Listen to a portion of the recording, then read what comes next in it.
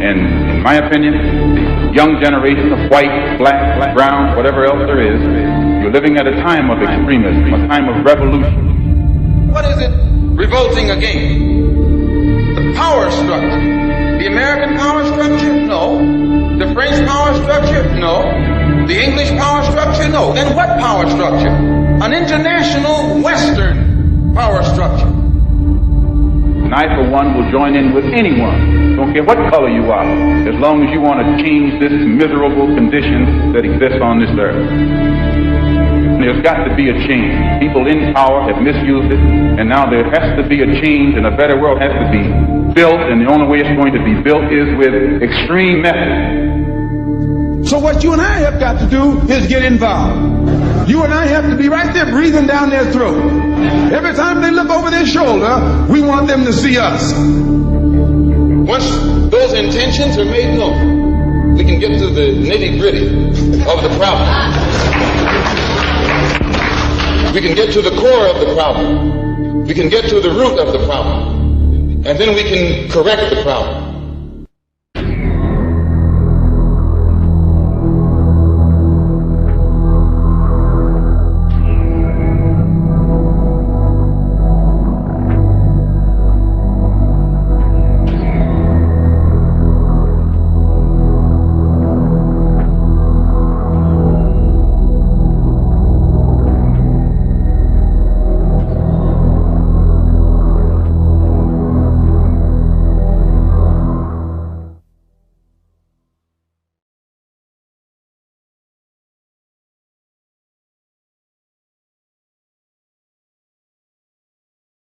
I represent a film company called P.I.E Films, and I investigate young offenders institutions, child abuse, etc. And I'm just walking along here today. I was across this by chance? Yeah, just by chance. I'm not chasing you. I've got a press pass, but I'm not chasing you. We don't want a police state. That's what we don't want, Ken. And you know that, mate. I think we're a long way off that. Well, you think we're a long way off of a police state? Well, I really don't. When I got elected 10 years ago, we only had 25,000. That was 10 years ago. I was in Shirley Oaks. You know about Shirley Oaks, don't you? You know about Shirley Oaks. We used to you know about Shirley Oaks. You know about Shirley Oaks. 32,000. Yeah. Crime's been cut.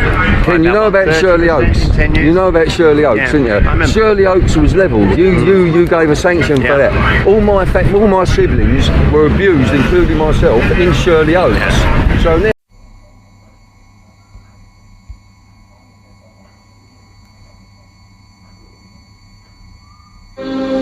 Well, here I am back safe and sound from Jersey. So while we've got a few minutes, I thought I'd just, sum up for you. When I was in care, I was very fortunate not to get sexually abused. It was terrible. He sexually abused me over his office table that was in, but it was his bedroom as well. So just to spell that out, Bill, were you saying you were sexually abused as a child? I don't know. Talk about that or not? Well, yeah, I'll talk about it, but as far as I'm concerned, I don't know.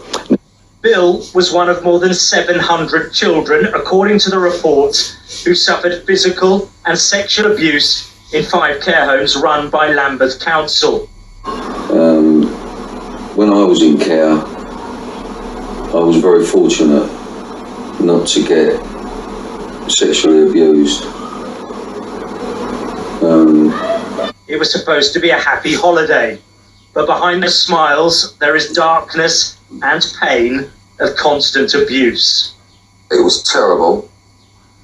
He sexually abused me over his office table that was in, but it was his bedroom as well. So just to spell that out, Bill, were you saying you were sexually abused as a child? I don't know. Talk about that or not? Well, yeah, I'll talk about it, but as far as I'm concerned, I don't know.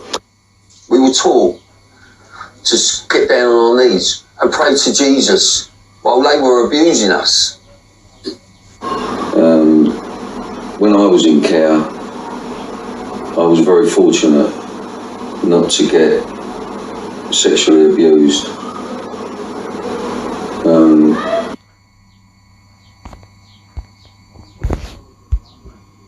Are you speaking for the youth? Are you speaking for the youth here?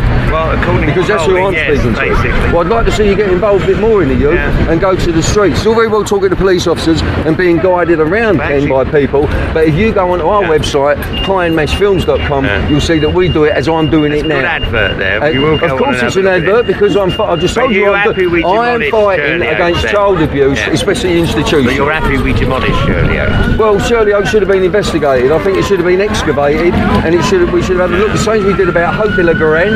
We've got a place up in Darlington called St Peter's as well. So I think it should have been investigated a lot more, and I think the perpetrators who are still alive, the perpetrators of all this abuse, because can I just say to you, yeah, madam, but can I just say to you, the reason I'm talking about institutional abuse is because 90% of all children in our institutions are from these kind of areas, and in a young trainer, Ken, I'm just going to educate you. If you want to catch the perpetrators, you need to give us the names. But this is really important. Now, the point is that 90% of all young offenders that go into these institutions that are run by private companies like Serco, one child can demand £200,000 a year just to keep a child, and they're being abused and they're using unlawful restraining techniques. But we're not going to sort it here on the pavement. Unlawful, yeah, brother. That's how you talk to the people, Ken. Do you know about Adam Rickwood? I investigate. Adam Rickwood was found hanging in himself. It's very good. I'll get in touch with you on email, and I'll never see you again. Mr. Stubbs, hello? And you're going to talk to me, Ken? No, you've got to tell me what you want me to do. Right. I mean, I agree with you. Child abuse is horrendous. Exactly. It's endemic in all the child. Yeah, but I'm talking about the institutional child abuse, Ken, and the unlawful restraints that are being used. Adam Rickwood was restrained with nose distraction and then the double-seated all the embrace. stuff about Serco, I share all your complaints about it. Well, why can't you do something about it? Well, I'm not in any office. You're not in any office. So what are you doing on the street? Same as me. I'm again in the office. Well, what do you want me to do to help you? I want you to tell me what you want me to do. I want you to attack institutional child abuse. I want you to attack. I vetoed the appointment of a paedophile to the file. And I want you to sort out why children, 99.9% of all children in our institutional cares, our young offenders, are from the lower classes. I know. Yeah, but do you know that Serco's getting £200,000 per year per child? Serco, I think it's disgraceful what they do. Right. But what you've got to do is tell me what you want me to do. But bear in mind this, the mayor has no responsibility for childcare. It's a borough and a government. Well, that's outrageous. Well, I agree, but that's outrageous. The law. Because our children, you're talking to police officers, you know what I mean? Send me what you want me to do. But you remember, Ken, you're here to talk to people on the street. I am a person on the street, and down there you walked away because I am asking questions that you don't or can't answer. I know, and you're doing great promoting yourself and your family. No, I'm promoting, and I'm here to talk to a lot of people, not just you. I'm promoting child abuse activists. And if you want me, I'm promoting. I do what you do. I don't want you to walk away. Stand and talk to me because I'm not going to get a chance to talk to you again. No, and don't touch me. You're assaulting me. It's a common assault. Yeah, and you're very good at this. You'll look great on your website. Thank you very much. Want me to do something? Ken said I'm very good at this and I'm going to look great on the website, people. So that's the. If you want me to deal with it, you need to send me stuff in writing. I can take it up. It's always got to be in writing. Absolutely. Not the spoken word. No. You can't talk to me. There's no value in a court of law whatsoever. Do you want to? I don't want to go into court of law just yet. I just want to talk to you. No, you send it. Do you want a cup of coffee? No, I don't want a cup of coffee. Why did you level without investigating the excavation of Shirley Oaks? Because we believe there were children buried there. That's fine, but no one raised it at the time. Do you believe children were buried in Shirley Oaks? That's what I know. Why, how would you know? You're the one who ordered it to be levelled. Yes, because we were building housing on it. No one ever came to us with any complaints about it. So not one person in the government said all the abuse that went on in Shirley Oaks, which includes 7 of my siblings, and my sister is now dead. You did not say that any children were buried in Shirley Oaks, like Hope de la Garenne on the island of Jersey. At the time we were demolishing it, we'd had no allegations of child abuse that I'd heard of.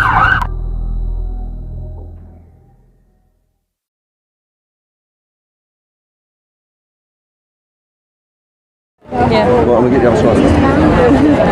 Okay, yeah. Harriet, right, if I can just give you 1 minute. We're talking about child abuse. We're just like to... There's nothing new about paedophilia, but I believe the particular problems we face today have their roots in the 1960s and 70s. In amongst all the good things brought by the sexual revolution, a dangerous new group emerged. They called themselves the Pedophile Information Exchange, or P.I.E. for short, and wanted sex with children to be legalised. Let's play a child porn video one day. Let's play it, and I know it sounds appalling, but let's see the reality of what these young children have to go through. They'd even had the gall to argue their case on Newsnight. A child is able to recognise a pleasurable experience. He is able to recognise a pleasing emotional experience. He is able to express consent and to recognise that this is something he wishes to continue. And a responsible, caring pedophile, it always refers to the wishes of the child. P.I.E. enabled paedophiles to get organised, and it wasn't just information they exchanged. These men were paedophiles seeking other paedophiles. P.I.E. published a magazine, Magpie, and later its members published another magazine called Minor Problems. Both of these magazines served as contact points for paedophiles. They served as a way for paedophiles to exchange child pornography and in some cases locate children to abuse. In what now seems like a moment of madness, P.I.E. was actually taken seriously. They submitted evidence to a Home Office inquiry regarding the age of consent laws and were linked to the National Council for Civil Liberties at a time when Harriet Harman and Patricia Hewitt were senior members. If today an organisation had said, men should be free to have sex with children at whatever age and we're campaigning for this, they would be howled down. They would not be allowed anywhere near the corridors of power and influence. P.I.E. was.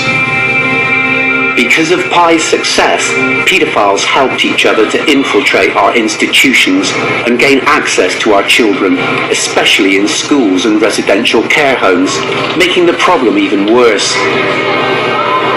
So what did we do to try and stop it? And why didn't it work?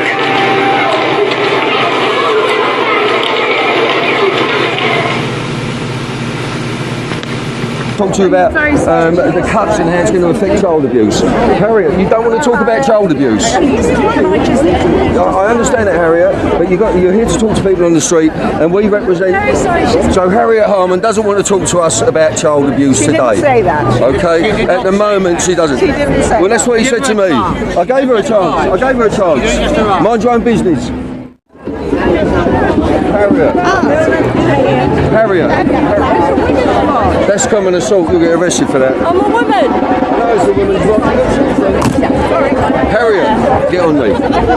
Harriet, I need to push you on this. Harriet, why won't you talk to us about child abuse, Harriet?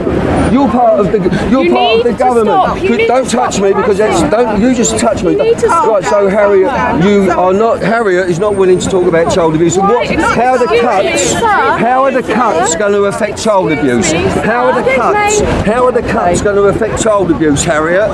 Harriet, how are the cuts going to affect child abuse, Harriet? I'm very sorry, she's talking to people who've come here for so Harriet's gone to the police officer here, and we do carry a press pass, and Harriet Harman does not today wish to talk to us about child abuse. I think you're bang on, bruv, because, I'm suspicious of him, okay? So I kind of take account of the fact that I'm suspicious of him, so I allow him a bit of leeway. But that photo never looked right to me. Never ever looked right, that photo. Alright? Something didn't look right, yeah. And whoever's done the Photoshop has taken advantage of the fact that they've got the dark uniforms on. So that's a total mock-up photograph. He's that Widger. Don't trust anything he does. He's all snake work. Alright, so you're bang on. I'm with you 100% on that one. And that video where he says, oh, let's talk to us about child abuse. Harriet, how are the cuts? How are the cuts going to affect child abuse, Harriet? I'm very sorry, she's talking to people who've come here for so Harriet's gone to the police officer here, and we do carry a press pass, and Harriet Harman does not today wish to talk. Harriet, how are the cuts? How are the cuts going to affect child abuse, Harriet? I'm very sorry, she's talking to people who've come here for so Harriet's gone to the police officer here, and we do carry a press pass, and Harriet Harman does not today wish to choose, and I think I know why. In 1978, when she became a solicitor, she urged the ministers to make it legal for people to be allowed to take sexually explicit images of children, and she wanted that to be made legal as long as the children in the images hadn't been harmed or abused.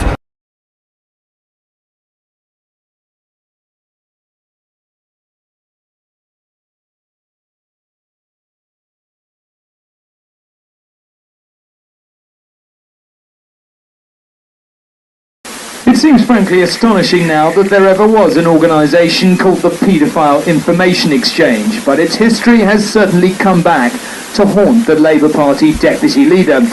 You think the organisation's nastiness might have been exaggerated? Well, listen to this from a man who campaigned in the 1980s to try and have it banned. Over a period of years I collected their literature. For instance, in this particular magazine it says that if a child has not had a sexual experience by the age of 4, then it is too late.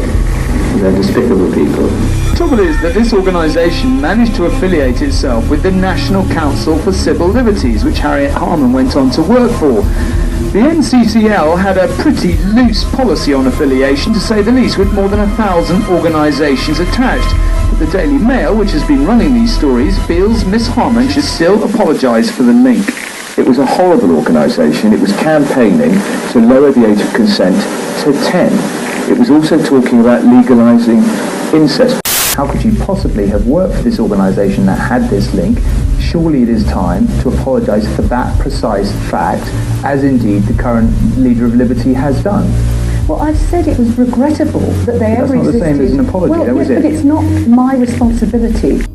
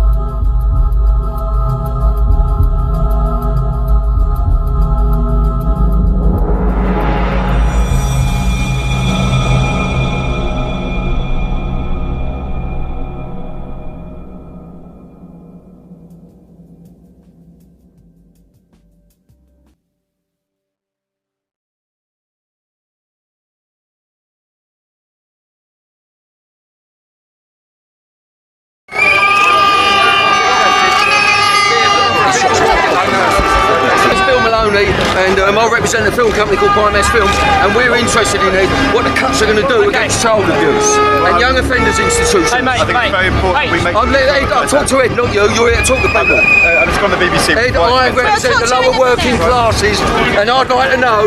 Innocent, then they picked the camera people up picked the camera people up first, went over to Amsterdam to get supplies and stuff and pick up. And then you went to the Isle of Wight to pick up David Icke. As much as you can, because we are announcing this publicly big time today. Thanks for coming, David. This is David Icke, another hero who people have tried to ridicule and put down. And David, as far as I'm concerned, of all us abuse victims, he speaks for us.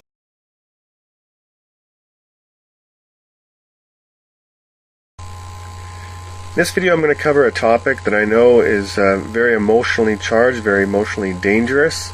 I know it's risky, I'm going to step on some toes possibly, but it needs to be covered because if you're going to survive as a truther, as a person who desires truth, and if we're going to survive as a true opponent to the NWO, Illuminati, globalists, call them what you will, we're going to have to survive this controlled opposition that we're being completely inundated with constantly. Okay, it will defeat us if we do not understand what it is and how it works. And so this video here, I'm going to cover that. Now, I want to preface this with just saying that if you're relatively new to this truther movement, this thing we have here, and when I say relatively new, I mean maybe the last year or two, you may think you know it all, you may think that you've learned it all, and boy, you really got it all figured out. And that's a natural phase you're going to go through. For some of us who've been doing this for 5-10 years, we remember that time that you went through that. It's a very dangerous time because, yes, you are much smarter than all your friends. They're still fast asleep. And you can get very complacent and comfortable thinking that you got it all figured out. You probably kind of come across websites like RT News. You may come across Drudge Report, the Alex Joneses of the world, all these big names that are going to give you a lot of truth. And you should go to them because they will wake you up. They will show you a lot of new stuff. There's going to come a point in time when you're gonna wonder. It's just not all going to make sense. Not everything's going to fit together. So you should have questions coming across your mind. Things like, if Russia and Putin truly are an enemy of the West, why are they part of these globalist organizations, all funded and sponsored by the West, like the G8 and the G20, the IMF, these kinds of things? You're going to wonder why. Why does Russia have a central bank? They all meet together and discuss how they're going to run the world's economy. I thought Russia wasn't part of that. So questions like this are going to come up. Why does Kim Jong-un's son go to private Western universities? All the North Korean party members, their children go to the top-notch British schools. Why would that be if they hate the West? So these kind of things that come across your plane, you're going to have to deal with them. So this topic of controlled opposition, these movements have been funded and backed by the ruling body, the governing body, for a long time. This strategy has been going on a long time, and it certainly hasn't stopped now. And so here's the definition of it. And we have more of them than you can possibly imagine. So you have to let go of your emotions, your attachments to people like Alex Jones and these controlled opposition agents, because yes, they did wake you up, and yes, they did give you lots of truth, but that's the best kind of lie. If a person wants to deceive you and they just tell you all lies, it's not going to work very well, is it? Because you're going to understand they're lying to you.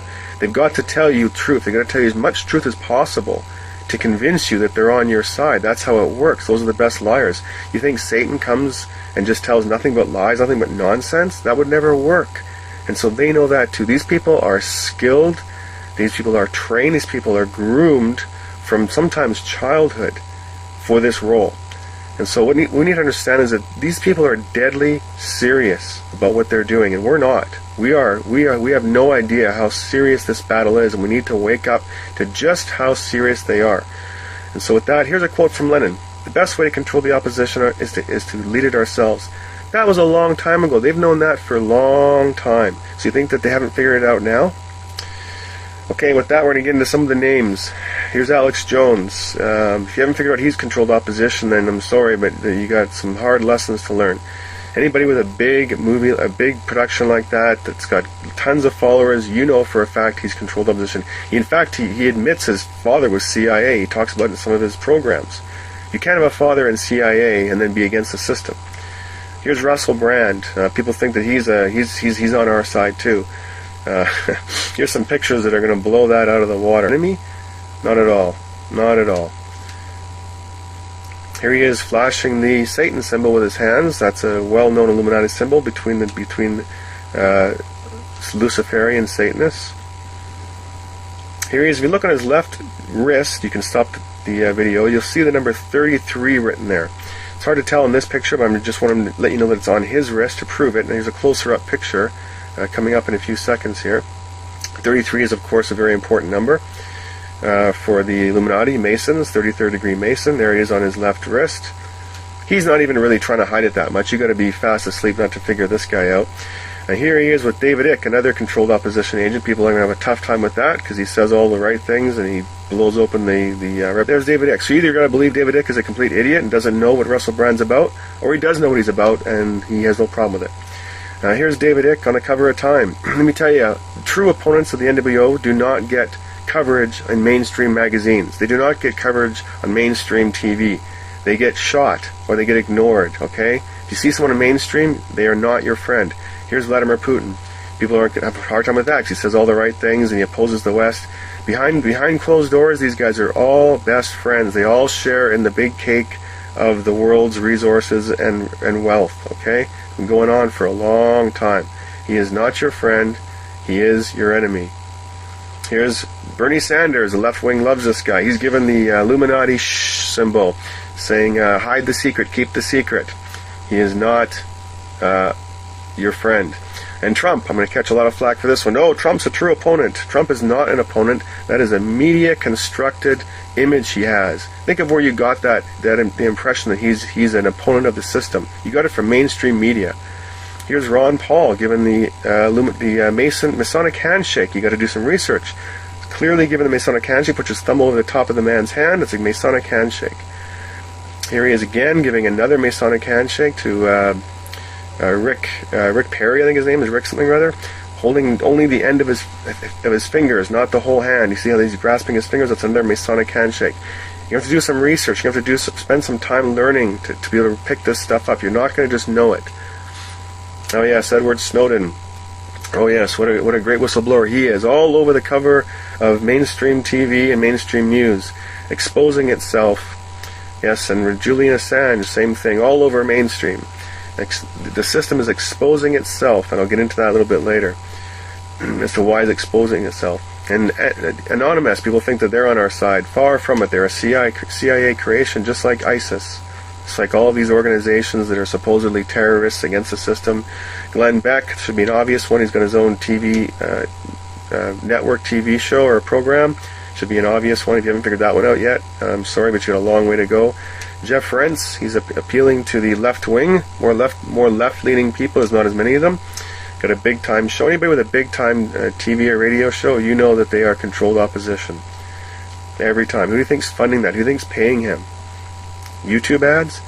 And here's Bono. Lots of musicians acting as their opposition to the system when they, in fact, are not. They are on the side of the system. And one that's going to shock a lot of people, I read it too, Zero Hedge. Zero Hedge is controlled opposition. Lots and lots of stories supporting Putin. Lots and lots of stories supporting the official narrative, which is Putin is against the states, is against NATO, yada, yada, yada. Selling this central bank is the problem, is the reason the markets went up and down. It is. Mentioned the word about well, it's really great to meet you. I've been pushing your video everywhere. I know you have, David. Because you're doing a great job getting this stuff out. And, you know, it was... It's hypnotising. They hypnotise the kids physically, as kids and make them think different. It's like, you see these hypnotists on these shows, and they think that people, but they don't know what's happening. He need the pocket watch, don't David Icke. He's learned the arts of hypnotising, and I don't know if he's learned it from BBC usually, you know, that's something that I learned at BBC, but or through the Masons, it's probably something his dad taught him, so I don't know. But he's got the knack, he can hypnotise an whole crowd like a magician, and he can make you think anything because you're hypnotised. And what sort of, how did he use it? What did he use? Did he use it against the kids? He used it on kids, and he'd get the boys to act girl things out and stuff like that. And on the island of Sark, and just spent a couple of days around there. Yeah, let's stick on David Icke. Anyone's injustice is our injustice. That's the only way to bring an end to this. It's time to stand up, enough. Time to fly and have none of this crap any longer. We get it because we take it. Thank you very much. That's good, David. You've done well there. Right, so now David has just given what I would call a very comprehensive and rousing speech to victims and to people that are, you know, a girl said today, I think it was the girl who was up there, what's her name, David? Minty. She said, I want to see fighters here today, and that's what I was after, David. I wanted to see fighters, and that's what we love about you, David, because you're a fighter, and you don't stop, and it comes out passionately when you talk, and it comes out passionately within your work, and that is it. So we're looking to you, David, as well. Some people look to me and then I look to you. Everyone's got to have to look up to someone. And I thought that was a wonderful speech that you've done, David. So what else? I mean, you know, when you're up there sometimes you think, it goes, doesn't it? You think, I wish I'd said this, I wish I'd done that. What do you wish you'd said if you'd have had more time? Well, I can't think of anything now. What I would have done would have been more comprehensive about it, because once you realise that there is this secret society structure, this global structure, like a transnational corporation, it's like, you know, like a hologram. Every smaller parts of the hologram are smaller versions of the whole hologram. This is how this control system works.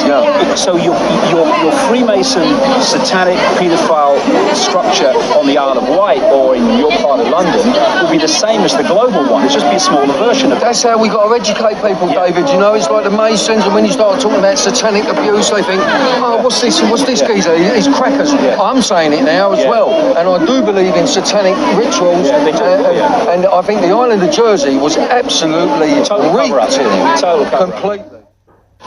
What else did you witness on the boat that was sort of became almost ordinary to you because of the world that you was put into, but to the public would shock? You know what I mean? So, you know, what things did you witness? They get them doing all bizarre things and stuff like that. Like then. What kind of bizarre things?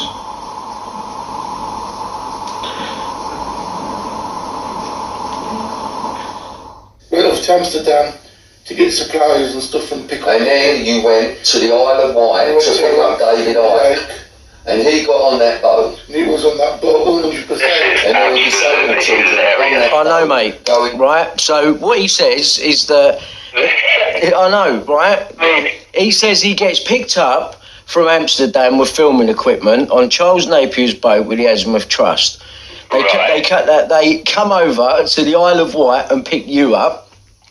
You get on the boat, and then on the boat there's disabled kids and stuff, and you're having sex with one of the disabled kids, and also you supposedly have sex with Andrew in one of the cabins, right?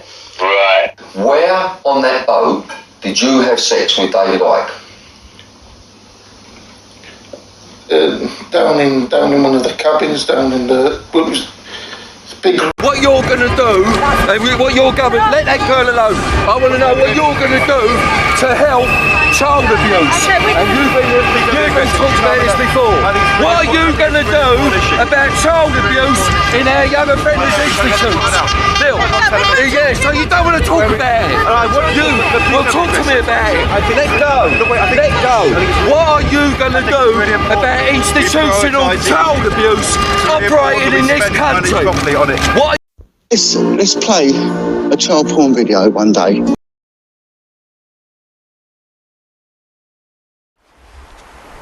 Amnesty for paedophiles. I have been driven fucking mad by my own abuse. Paedophiles are no different to heroin addicts, because as a filmmaker and you know, a trainer of actors and an actor myself, Amnesty for paedophiles.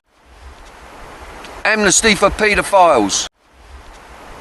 Amnesty for paedophiles. The background to that, Sue, is that I had a call at home, a cold call, if you will, from a journalist called Paul Cahalan. Yeah. And at the conclusion of our conversations, he asked me if I would give him permission to pass my details to Operation Conifer. Certainly he told me, and my impression was that he had very close links to Operation Conifer. And he asked me if I would have any objection to him giving my contact details to Conifer, and that then followed with the phone call from Cairns. But did he tell you what his interest was, or...? Yeah, in the conversation I had with Cahalan, it was clear that he was very, very knowledgeable in relation to all of this background and allegations, and that according to him, he'd been working on it for a considerable number of years, and that he was in close contact with Operation Conifer, and as such he wanted to pass my details to them so that I could disclose to them what I knew about Rodham Twist. Right. So that was the focus of his inquiry, Rodham Twist? Yeah. And so it was that you had this conversation with the detective constable. That's correct. I don't want to go through all of it. If we go to the second page of this document, please. About halfway down, we see your surname. Holmes stated that he and Malcolm Sinclair. That passage, please. Yes, sir. Were called off their activities regarding Rodham Twist by a senior officer. He was not given any specific reason other than there needed to be a reallocation of resources. That doesn't appear in your inquiry statement, but was that your memory when you spoke to this detective constable in 2017 that that was the excuse that was given? Well, as far as I was concerned, it was an excuse that we were reallocated to another inquiry. And at the foot of that page, you talk about Simon Danchuk. That's correct. Where does he come into the story? Dan, in terms of my relationship or my conversations with the journalist Cahalan, that actually initiated from Danchuk, as far as I'm aware. I can't remember whether it was March 2016 or March 2017, but I remember I was in a shopping mall in Portsmouth with my wife when my phone went and I was cold called by Simon Danchuk. And he then started to discuss with me this affair and a wider context and asked me if I would be prepared to meet with him at Portcullis House, together with his parliamentary assistant, to discuss the matter further. So I agreed with him that when I was next in the United Kingdom, I would go to Portcullis House and discuss the matters with him. And that's what I actually did. And you think this is 2016, 2017? Yeah. I'm not sure. Certainly not before 2016, sir. On balance, probably 2017. So you think that late? Was Simon Danchuk still an MP at that point? Oh, definitely. In 2017? All right. But I needed some permit to get in to see him as a parliamentary official. Did you actually go to see him? Oh, yeah, I saw him at Portcullis House with his assistant. Right. And what was it he wanted? He wanted well, they already knew, or appeared to know, a great deal of detail. And they effectively just wanted me to confirm a number of things and discuss what I knew about Twist. Yeah. And is that what you did? As for Paul Cahalan, did you ever talk to him beyond the contact that you already told us about? Yeah, I discussed Twist with him. With him as well? Yeah. Well, I mean, effectively, when he called me, he knew virtually everything about Twist anyway. Right. The thing with Dan, if I can just enlarge for 1 second, the thing with Danchuk, his position was, at that time, if that helps with nailing down the chronology, there was the issue going on in Parliament about whether there would or wouldn't be an inquiry. The Labour MP Tom Watson was leading it, and there was discussion about there should be some kind of official inquiry into it, some kind of network cover-up. And Danchuk wanted to talk to me about any input I would have into that. Can't help ya, and he can't help ya, he can't help ya, he can't help ya, none of them can fucking help ya. This bloke tried to fucking set me up and all. You know what I mean? Walking me into an LBC fucking interview. Yeah? When this bloke is the one that apparently funded Andrew in the beginning.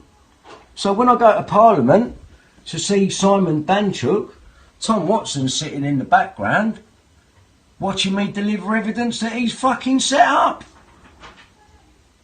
And we even asked him in Parliament, you're the one that funded Andrew and told him to do his story, aren't you? And he said, yes.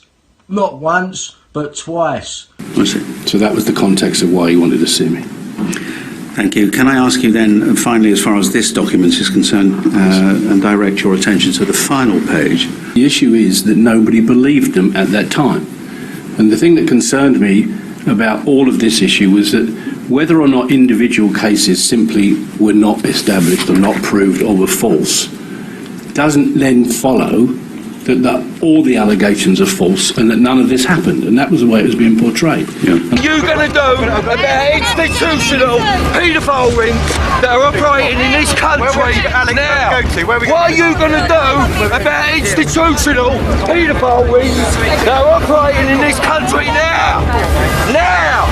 Angry scenes there. What's your initial response to... The gentleman there was worried about what's happening with child abuse, and he's worried about cuts to children's services. People get angry and emotional. There's going to be some emotion here today, of course. We know on, and it is as we've always thought that world politics, the national media, and the alternative media to a degree is being controlled by paedophilia versus blackmail.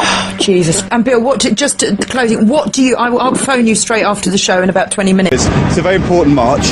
There are mums and dads and doctors and nurses, teachers, parents all across the country who are worried because, look, people know we've got to get the deficit down. We've got to have some tough decisions, but to do things this far and this fast, to do so in a way which is destabilising communities, pushing unemployment up, people are worried about that. And I think what we're going to see today is lots of people saying to George Osborne and the government, look, do think again. Don't do things in a reckless way. Let's not go back to the division of the 1980s. We want a strong, unified community. And there'll be people here from the Labour Party, the Liberal Democrat Party, from the Conservative Party, all parties who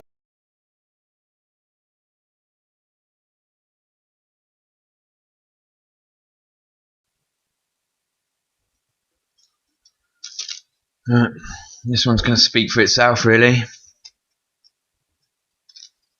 You know,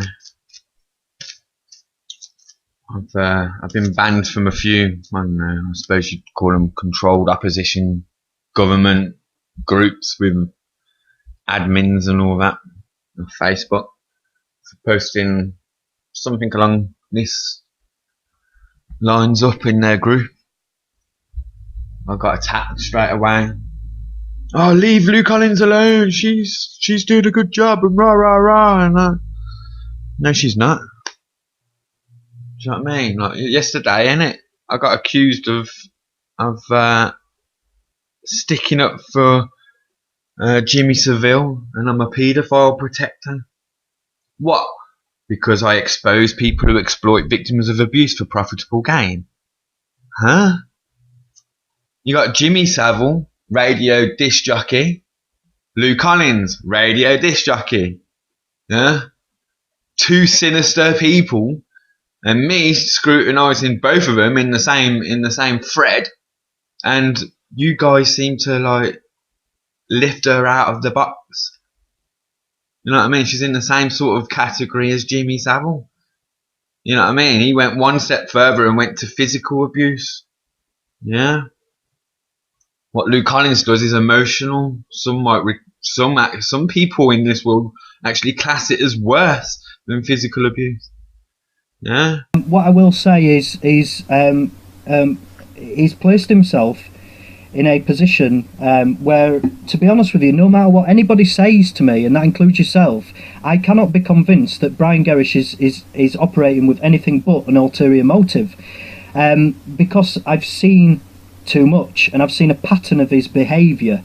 Now, the only way that I can reverse that position, in my mind, is if the man addresses the points and totally reverses his position and renounces any connection to the club. I'll just call it the club now, and if you speak to him, he'll know exactly what you are saying, even though it might not mean anything to you at this stage, and that's all I'll say on that. But can I just clarify? Do you mean the Con Club? The what? Sorry. Club? What club? Well, this is the thing. There's an actual physical place that is a club, and rituals go on there. Because I've been there when the rituals have been going on there, and in where? In the club. Brian knows. What, in Leeds? No. Brian knows. Just tell him. You know that it's the club that his London team operate. Because that's how he told me. He told me it was his London team. Right. You see, this is where it gets interesting now, doesn't it? Because honestly, Roger, you've been set, man. Honestly, you are, and you need. Okay, I mean, I would suggest that if there's information that you're imparting here that is. You know, when you exploit a situation, i.e. rape or child abuse, for profitable gain, right, yeah? That makes you a scumbag. Oh, but she's bringing the message closer. Yeah, but you can do that without sites with donate buttons on. What are you saying? Because you don't help people out that you interview. You use them. You took that lad on the beach in Liverpool and you've done a terrible interview with him and he's pouring out his heart. What do you do for victims? I know Billy and I know him well. Yeah, and you had a terrible interview. You got no setup. You're only in for it for yourself. Why is it all about John Wedger? Why isn't it about the children? How's this about me? Because you're selling t-shirts with your face on and you're selling books as well. How's this about me? Because you're making money out of it, that's right, yes you are. Yeah. Chris Jarvis has got his own radio show once a week. No donate buttons. Free. Free of charge. Yeah, you go to these scumbag sites, innit? Look. Liberty Tactics. Broadcasted on TNS Radio. Let's look at TNS. Oh, it's a donate. Donate. TNS. Donate. Yeah. Donate. Everyone donate to us. We know what I mean. Yeah, fucking scumbags. Any scumbags come with donate buttons. You got, look, Bill Maloney as well. We have costed the campaign and trust that when we tell it's not cheap and can't do that next one. The deposit alone is £10,000 and non-refundable should we fail to get the votes. Blah, blah, blah, blah, blah, blah, blah. You know what I mean? Yeah, the donate button on the left of this page is our only way of raising the funds to aid this campaign. It's disgusting. Yeah. Look. Liberty Tactics, you know what I mean? We're giving free advice to everyone. We want to wake people up. We exploit victims of abuse, but hold on a minute. You can buy a t-shirt. You can buy some Liberty Tactics gear to go along with our donate buttons. Are you guys? Are you serious? Are you people fucking serious? Well, worried about what's happening with the cuts.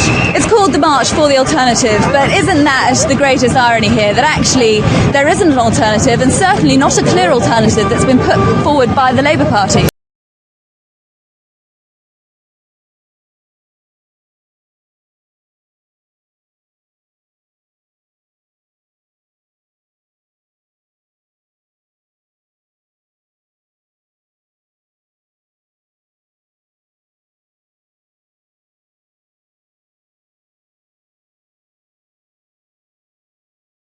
Evidence file used to convict paedophile Peter Wrighton, if it still exists, contains clear intelligence of a widespread paedophile ring.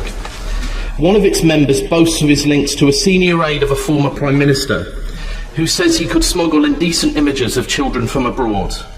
The leads were not followed up, but if the files still exist, I want to ensure that the Metropolitan Police secure the evidence, re-examine it, and investigate clear intelligence suggesting a powerful paedophile network linked to Parliament and Number 10. Well, the honourable gentleman raises a very difficult and complex case, and I'm not entirely sure which former Prime Minister he's referring to, but I am sure that 4 of them were MPs who I recognised as Cyril Smith, Jeremy Thorpe, Leon Britton and Edward Heath. In relation to Sir Edward Heath, I can say that I saw him inside this flat on more than one occasion, and I'm certain that it was him. I can't say what he was doing inside the premises, nor do I recall how Heath arrived at the flat. Now let me ask you please about that. How sure are you, Mr. Sinclair? You've told us about Cyril Smith, but how sure are you about the other names that you have entered in this witness statement in 2017? At the time I wrote this statement, I was completely convinced that I saw them in the flat or going to the flat, and I still am. I stick with that. what I would like to do is look very carefully in Hansard as to the allegations that he's made, the case that he's raised, and look very carefully and see what the government can do to help give him the assurances that... Keith Gregory of the Masons, an avenue that needs to be investigated? Masons definitely need to be investigated, especially in North Wales. I think nearly everyone, especially on the list that I have, are all members of some sort of Masonic lodge. With all your friends and contacts, because we always got to come back to that. We always got to come back to the child. Has been arrested as part of a group, and according to the mainstream press, they kidnapped a child at knife point. Eventually, the car that they were in was stopped by a number of police cars full of armed police on the M1. And the Mirror here reporting with a picture of Wilfred Wong. He's the only person that the Mirror produces an image for, and if you see the full image, you see that he's manacled and in chains. Now, I don't quite understand why he should be the only person to star in the Mirror report, but I find it slightly sinister that they've chosen this particular image for Wilfred Wong. I mean, that looks very much like sort of US-style prisoner transfer, and I wasn't aware that in the UK we used manacles in that way. Well, I've never seen anything quite like it. I mean, maybe it's a doctored image, but for the people that know Wilfred Wong, you look at that photo and it certainly looks like him, although presumably it's been taken from a distance, very grainy. Number of reports coming out. I couldn't find anything on the BBC, interestingly enough, but local papers, because the start of the story's up in North Wales in Anglesey. So here's the North Wales Chronicle, Anglesey knife point child abduction, 6 people in custody. And the other awful thing was that there was a police station only about 50 yards from there. It is a lot closer than you realize. And we need to start with the child suffering and look at what we can do. We all can do something to help stop that suffering. Unfortunately, no. And it shows the boldness of this coven and possible police shielding of them, that they were willing to do it in the basement of a building that was just 50 yards from a police station. Great. Look quite different at night. Because I've on many occasions gone out at night to several of these places. As I said, when I do investigations, I like to do them with a very hands-on approach and not just speak as someone from a distance, but get close to the subject and see the actual places they use for these abusers. And that gives me also an understanding of how they think and how they try to conceal their actions. Because the start.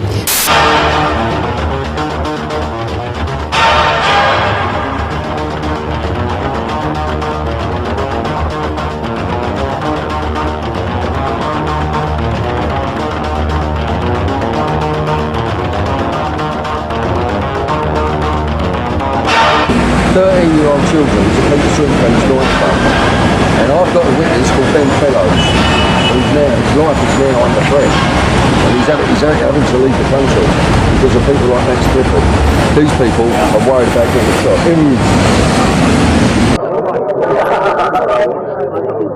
Not only Steve but also others who I've been talking to police about. So I actually helped them find Max Clifford's tapes and was advising them at one point of where they would be and how he used children. I was 13 years old and Max Clifford was sending me to see Stringfellows, for example, and getting me drunk and knocking me drugs and that kind of thing. I was a child actor.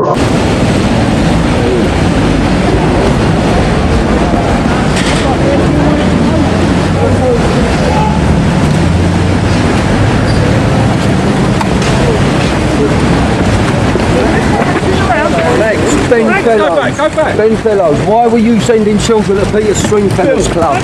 13-year-olds. 13-year-olds, Max. Ben Fellows.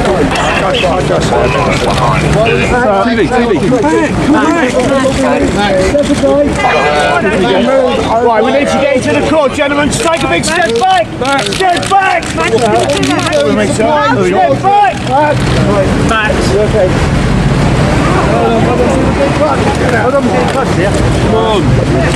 Max, why will you supply children at Stringfellow?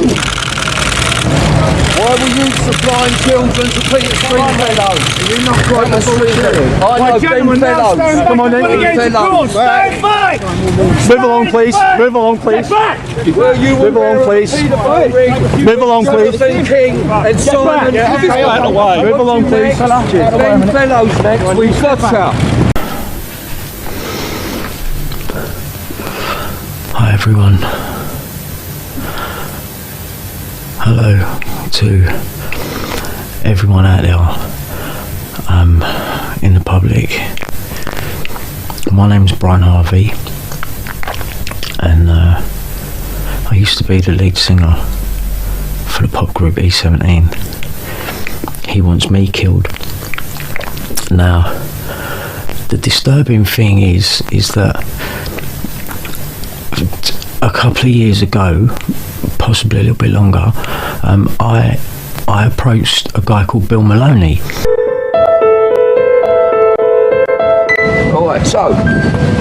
Right, so here we are.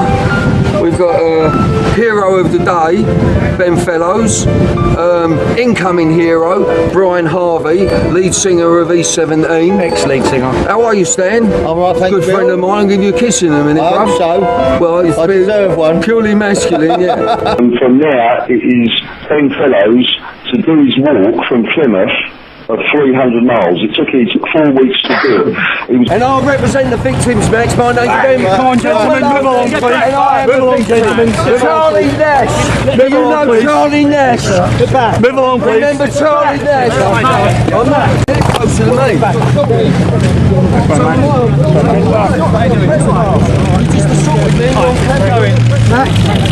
Move along. This way, please. Thank you. Get back. Give the man some room. Give the man some room. Max, we pen Max because you're done. No, it's stand on my side. Let's get a picture. You're supplying children to You're supplying children to Peter Stringfellow. Ben Fellows, 13-year-old. Every second week for over a year, Max. My name's Bill Maloney. Look at these eyes, Max. Because I'm ready to get you some.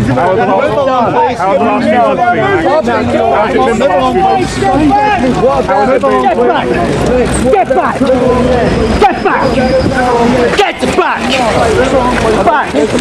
You assault me again and I'll arrest you, do you understand me? I understand. Get back! What does this feel like today? Aware of a paedophile ring that was operating around Jonathan King. Was you and Simon Cowell aware? Behind you. Can we get a picture back here? To your left. Move on, please.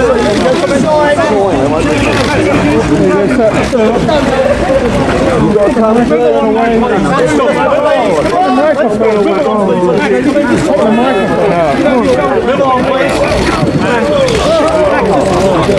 Move along, please, ladies and gentlemen. Move along, please. Thank you, Max. Thanks, Max. Right, let's sit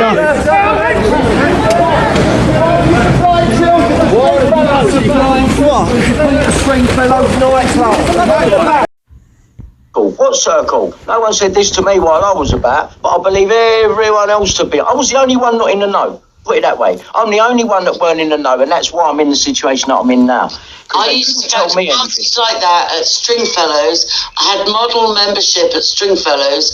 I used to go to parties like that in Belgravia and in Bayswater and the West End, blah, blah, blah. And I would always go home before the after party. And I just used to think, oh, well, I'm just like... What Stringfellows? The ones... Are we talking about an older Stringfellows? Right.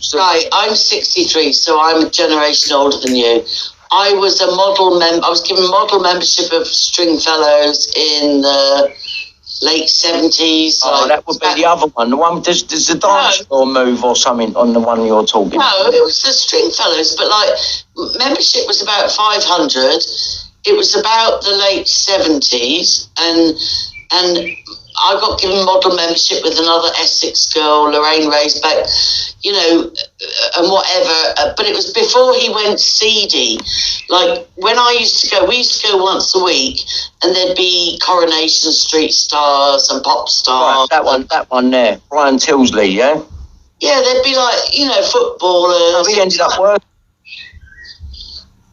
If this is as bright thing, and the next day they would deny the whole lot.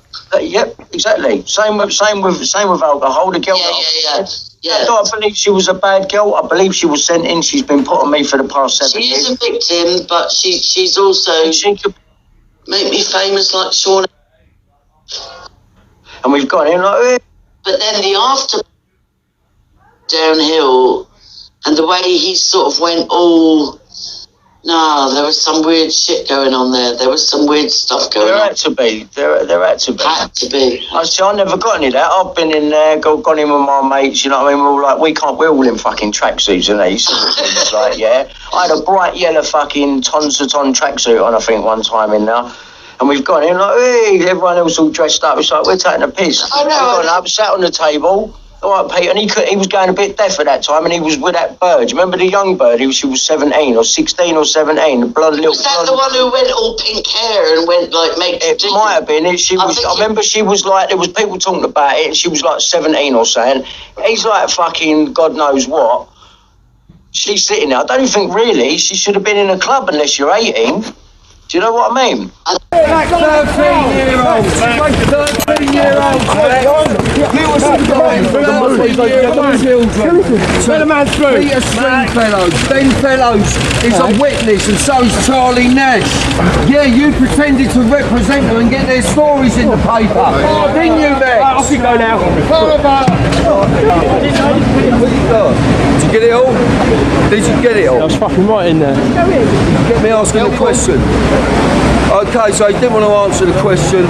I was asking him the question, why was he supplying children to Peter Stringfellow on a regular basis, 13-year-olds, boys and girls. As soon as they got into Stringfellows, they were allowed to have cocaine, anything they wanted. And the main victim here is Ben Fellows, and Ben Fellows is in fear of his life and has had to leave this country. This is Pablo Woodward, and I am the Disco Bunny. Free smiles, by the way. I would love to have a home. This is my home. Come with me, please. When I go to bed, I jump in my car and I lie like this.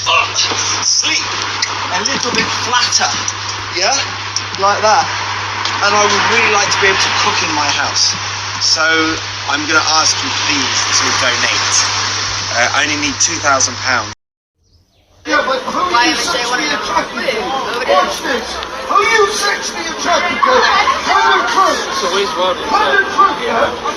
Who are you sexually attracted to? No, I don't talk to him. Who are you sexually attracted to? No, just answer me. Yeah, because I don't trust you when I'm a little boy. I'm going to sit you all and do a rape.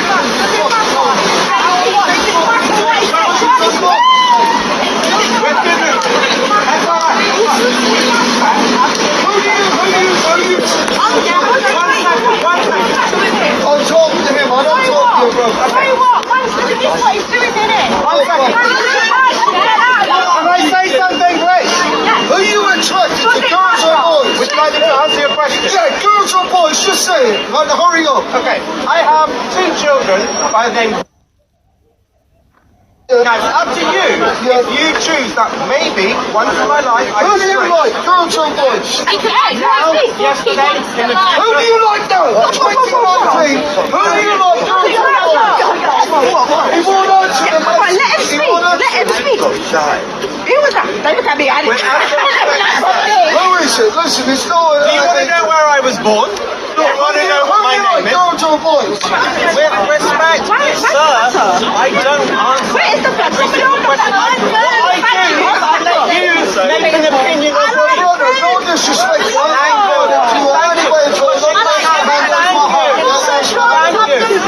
The only thing is, who do you like, girls or boys? I totally understand. That's up to you. Just answer me. Who do you like, girls or boys? Because I know I can't trust him rather than boys. because of Max Clifford and his paedophile rings, and he knows. Hello. Hi. Can I have a word with you? Of course you can. Of course you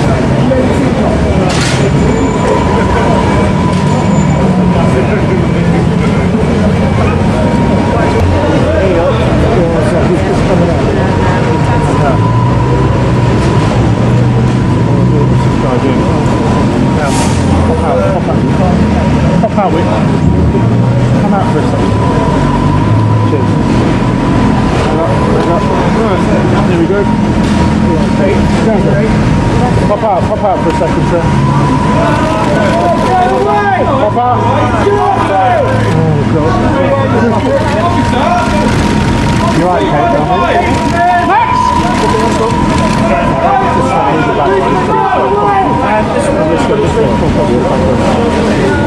Alright, sir. Excuse me, please. Thank you.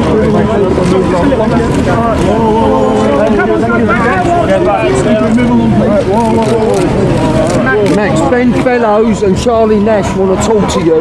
Yes, Max, Ben Fellows, why were you allowing children to be taken to Peter Stringfellow? Right? Nothing happened at all. And yesterday I found out why.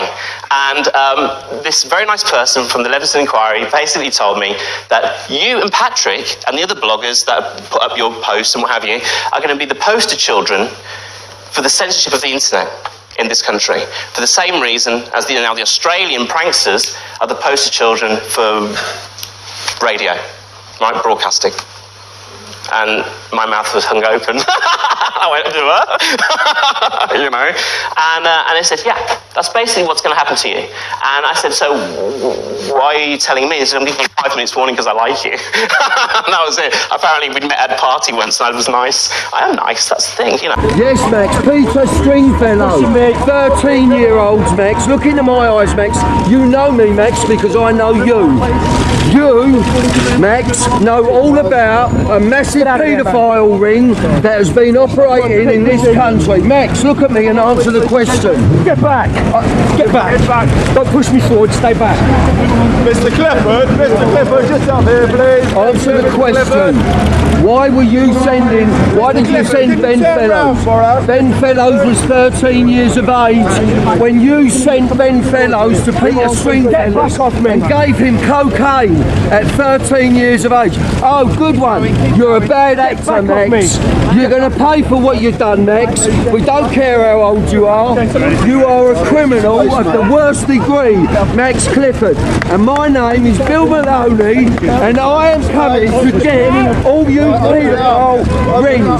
He's put a link to the independent paper, right? So I've searched this story out, right? And it's a schoolgirl who ran away from home to see her pop idol, Brian Harvey, right? So you didn't tell her to come and do that. Well, no, of course not. People turn up. But listen, it's always been like that. People just turn up. Most people are just normal. They turn up. They want to take a picture or something or whatever. It's not really like that now. It's not been like that for a long time. But you get the odd one fucking turn up and that. Oh, how you doing? Just thought I'd knock on the door. Yeah, it happens. So yeah, there's nothing unusual about that. Yeah.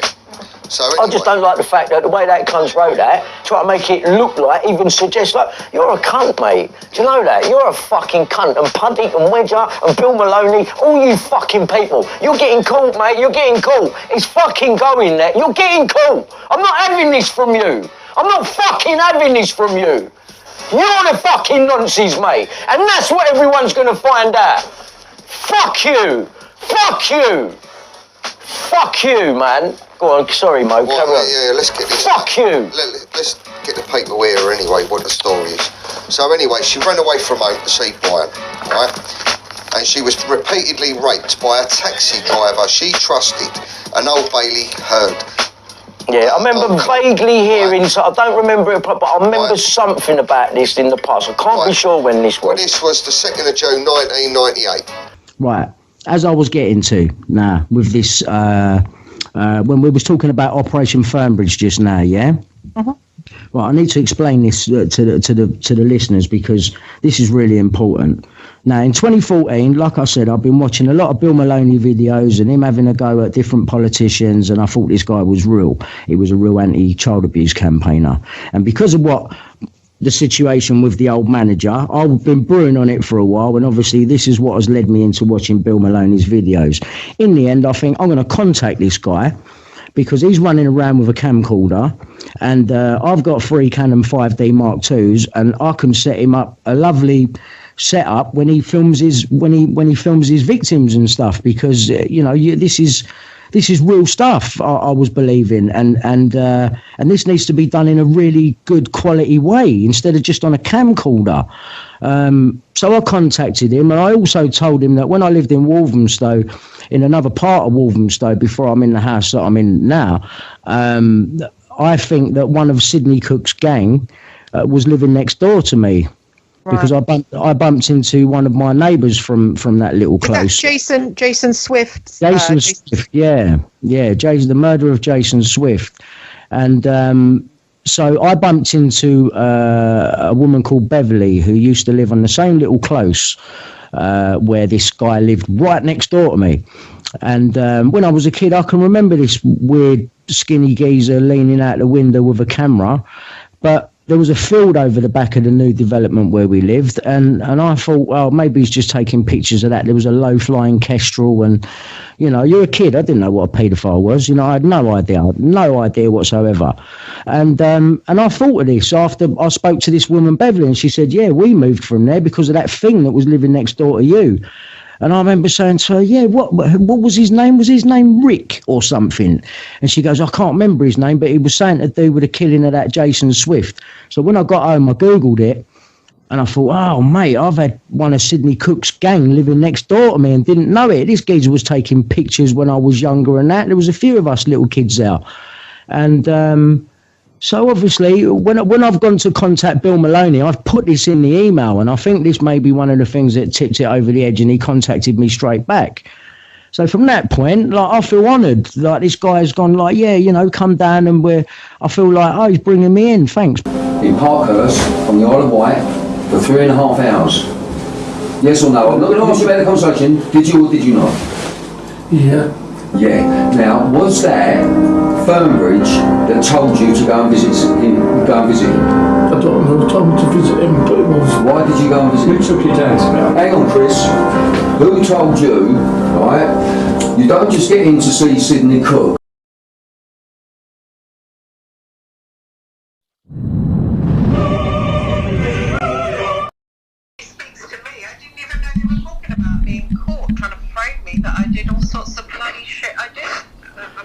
Yeah, but you do realise that it all sounds like, let's say the right things to Brian, get him talking, because it wouldn't be the first time that these lot have tried it. I've had Graham. Well, no, I just wanted you to come on my radio show. And you was quite, you know what I mean. You pressed me about that Red Rooms. I told you I was uncomfortable. Because my business, all that bloody anything to do with being a paedophile. Has it got something to do with someone close to Tom Watkins? Who's working for Tom Watkins, Chris? Who's working for Tom Watkins doing this? Who's the link? Give me the fucking link. I want the link. I don't know who Tom Watkins is. You do know who Tom Watkins is because we spoke about him at length on your show.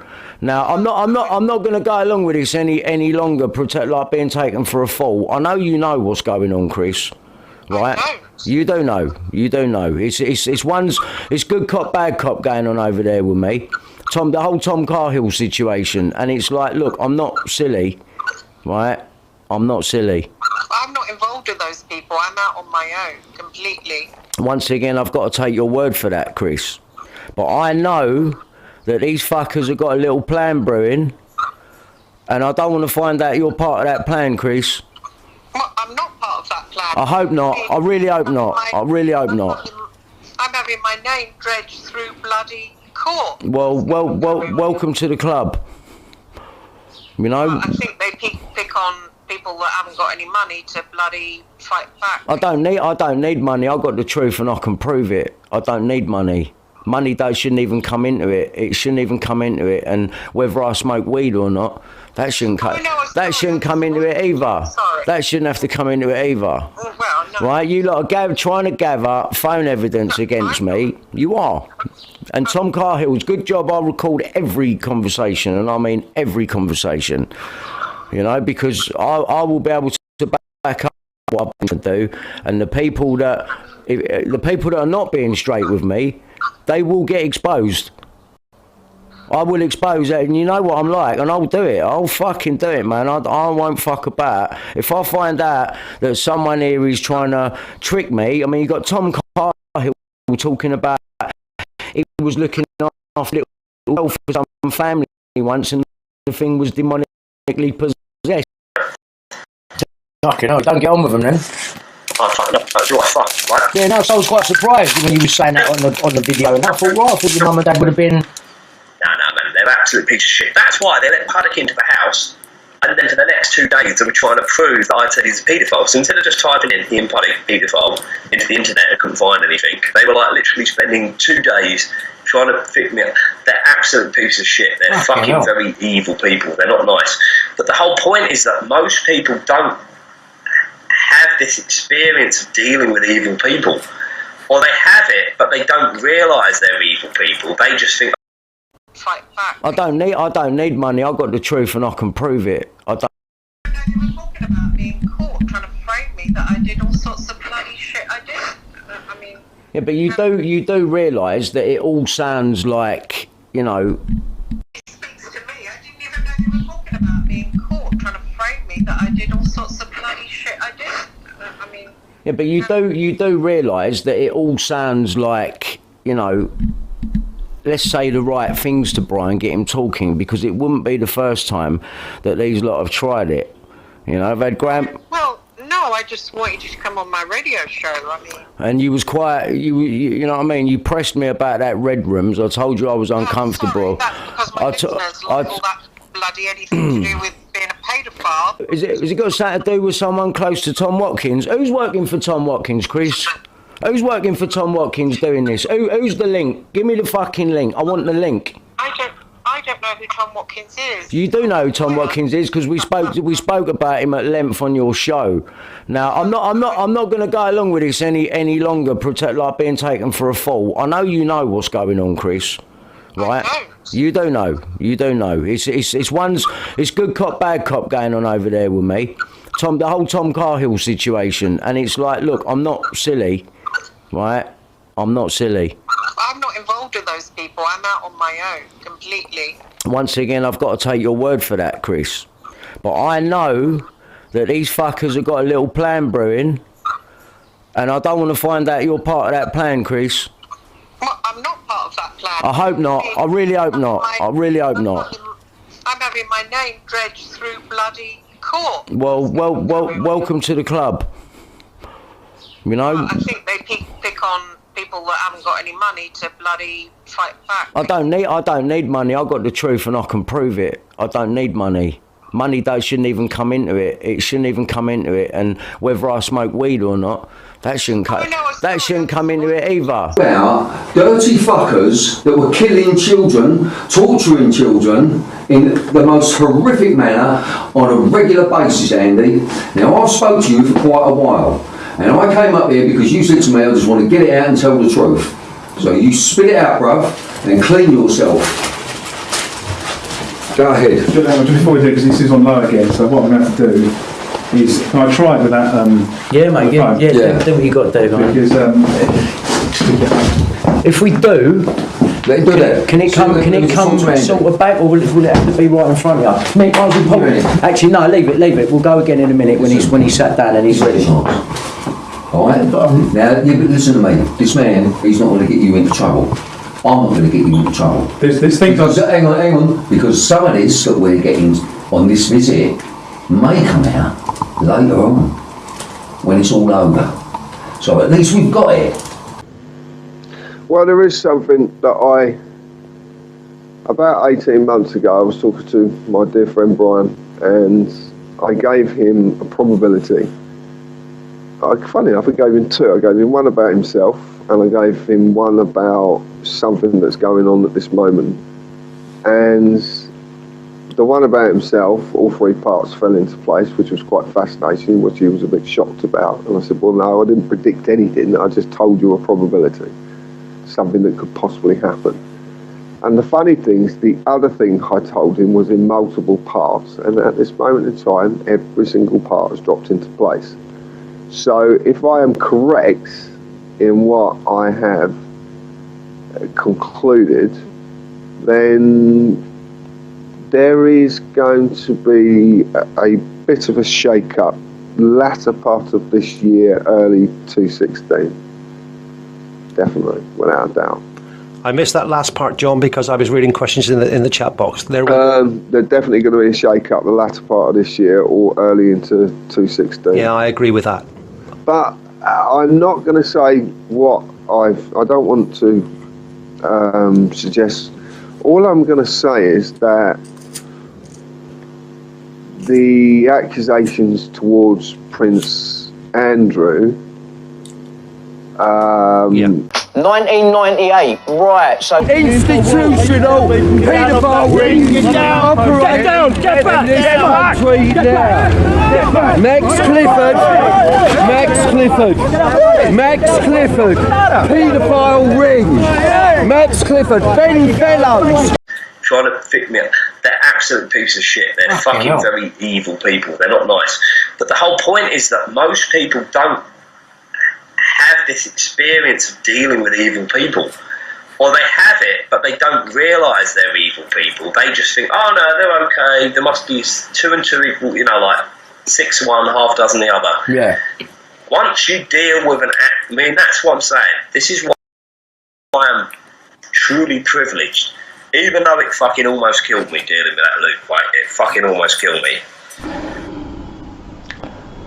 Hello YouTube, it's Brian Harvey chatting to Tom Carhill, who's spent most of his time apparently thousands and thousands of miles away in Thailand. Brian Harvey will speak to him. Brian Harvey also spoke to P.I.E, who was thousands and thousands of miles away in Australia. He'll speak to lots of people. He don't want to speak to anybody that was at Parliament Square though. Now, I'm confused. I don't believe Carl Beach did lie about being abused. I think he was kind of infiltrated, and he embellished his story because that was the thing to do at the time, and he was given fake immunity, and then they fucking jumped on his head and discredited the whole load of survivors that could have potentially come out. That's my opinion. That's my opinion. Because you read it in the paper, because when they done to me with Andrew Ash, they made up that whole fucking front page story to convince me what I had was real, so I could go out and call them nonsense. Yeah? Right. So when they talk about Andrew Ash and fucking Cole Beach and that Cole Beach even fucking exists, mate. Yeah, show me proof of Give me a second. Tell me what prison he's in. I want to fucking interview you, Cole Beach. Oh, come on, Donald. Hang on a second. No, give me a second. We had a chat about this one today. Oh, God. Donald, ask Brian why he says he hasn't met Paul a man. Because these people are fucking making up names on the internet. I don't know who the fuck's who, mate. And who the fuck are you asking about Paul the Man? Was this another putty agent? No, don't. Oh, fuck up. All this shit, they want to talk about. When I got to talk shit. Honey. Fucking idiots. Want to talk shit when there's real stuff out. So you fucking for real. No, don't swear. Enough. Right? No, we've had. Okay. I'll talk to you later, yeah? Because these people fucking wind me up. No, they're not. I wind me up. I know. There's fucking little agents on there. No, they're fucking idiots. I'm sorry, I'm not having it. Paul the Man, who the fuck are you? Well, no. It wasn't. Stop. Question me. Dickhead. I'll call you later. All right, sweetheart. Well, that didn't go so well. Look, I've had Paul Mann calling me out on my credibility. Unless you're Bill Maloney, John Wedger, Ben Fellows.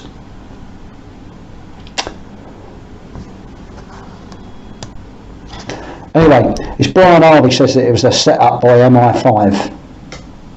Not me, I don't say that at all. That's Brian Harvey's version of events. Which of course places him at the centre of everything. It's all about Brian. And in many respects, it actually is. Anyway, Tom Carhill's a familiar figure to me because he was floating around in 2012 when Bill Maloney was doing his running around bit at all the protests. Getting very busy online he was. Some people were asking questions of Bill Maloney because things didn't quite add up. I was one of those people. Tom Carhill was another one of those people. There were a few others that I can't remember, but they seem to have disappeared. I don't know whether they have or not. If they've got any sense, they would have disappeared. Because to still be here 9 years later seems a bit obsessive. But then again, of course, I am slap bang right in the middle of this conspiracy. So maybe that's why I'm still around. Or maybe I'm still around for other reasons, who knows. Anyway, obviously it's worked to my detriment, and I knew it would work to my detriment by saying that I spent 2 years at Her Majesty's Prison Grendon doing therapy in a therapeutic community with rapists, paedophiles, murderers, child killers, men who psychologically and physically abuse women, batter them senseless, serial killers, armed robbers. 2 years I spent with people like that. The logic is they're nonces, so that makes me a nonce, so you can dismiss me on that ground as well. But then there are other people floating around on YouTube. James English has spoken to some of them. I'm fairly sure that John Wedger's interviewed Terry Ellis. But nobody's calling Noel Razor Smith and Terry Ellis nonces. Anyway, what did I do?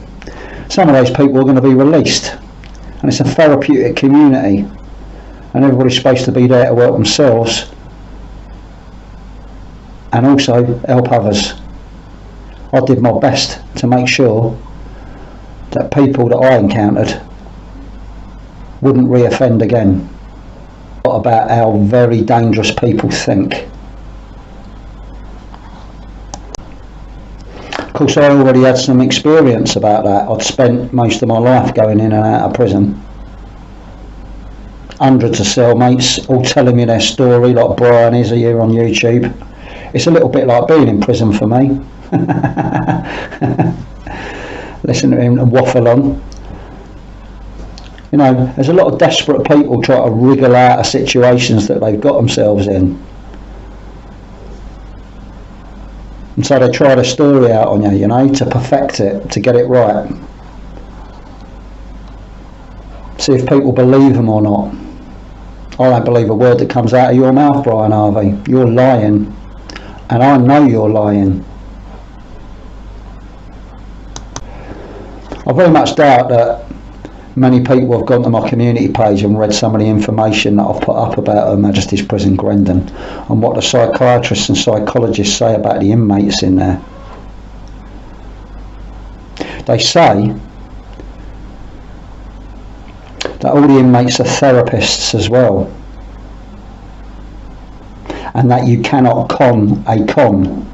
In other words, you can't con a convict, because they've been there, they've seen it, they've done it, they know how you think, they know how you're lying, they know where you're lying. Of course, the truth of the matter is, you can con a convict, and that happens quite a lot. But they are, nonetheless, it's quite difficult to pull the wool over the eyes of somebody who's spent quite a lot of their life in and out of the British prison system. And it's funny because I got collared by an ex-Metropolitan Police officer. I've talked about it before. He was the one that was interested in this alleged interest I have in conspiracy. And he kept giving me puzzles in logic, you know, and I'd go and work them out, you know, I'd think about them seriously because I'd want to work them out. So what he knows about me is I'm somebody who likes to work things out. Of course, one thing you can say about my life is that in early childhood I've already believed there was a conspiracy in it. Well, I don't believe it, I know it. In actual fact, there was conspiracy.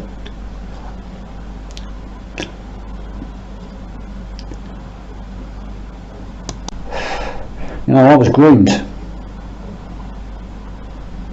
And that grooming goes on behind your back, you know. People plotting and planning.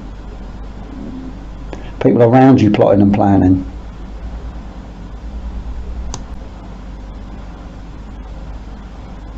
And of course I'm somebody searching for answers. Not just about my own truth, but about truth in general.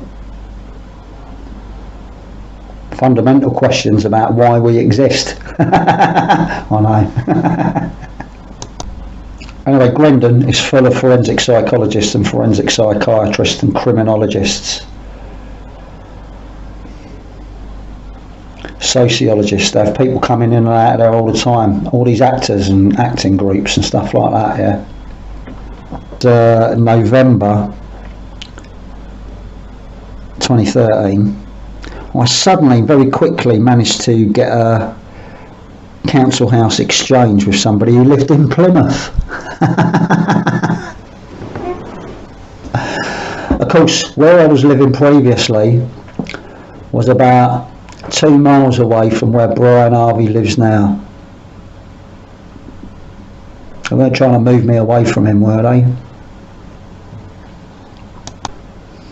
I heard Brian Harvey say to Christine Joanna Hart, they should send somebody to talk to him. I ain't being funny, Brian Harvey, but I think I might have been that person in 2013. Anyway, a few weeks back I predicted that the heat was on Brian Harvey. And he seems to be falling apart at the minute. Seems like I might have got that right. Anyway, one such person that I chatted to on a number of occasions at Her Majesty's Prison, Grendon, is a psychopathic serial killer. Now everybody knows that they're very devious people.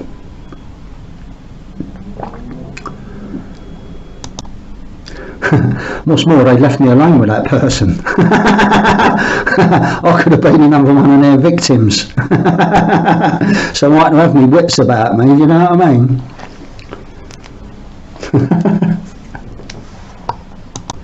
The weird thing is, up to that point I'd only killed 2 people. And they put me alone with them for long extended periods of time. With no staff about. I know. Anyway, me and them didn't have any problems really.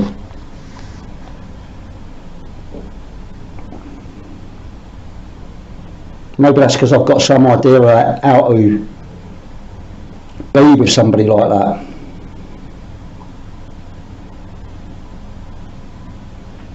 Without there being problems.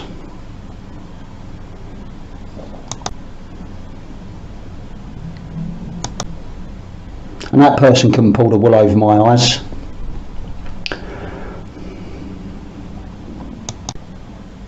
I'm dangerous to Brian Harvey's bullshit. And Brian Harvey knows that I'm dangerous to his bullshit. That's why I'm a no one, Brian, innit? Brian Harvey's banging trouble. And he's looking for friends and he's got none.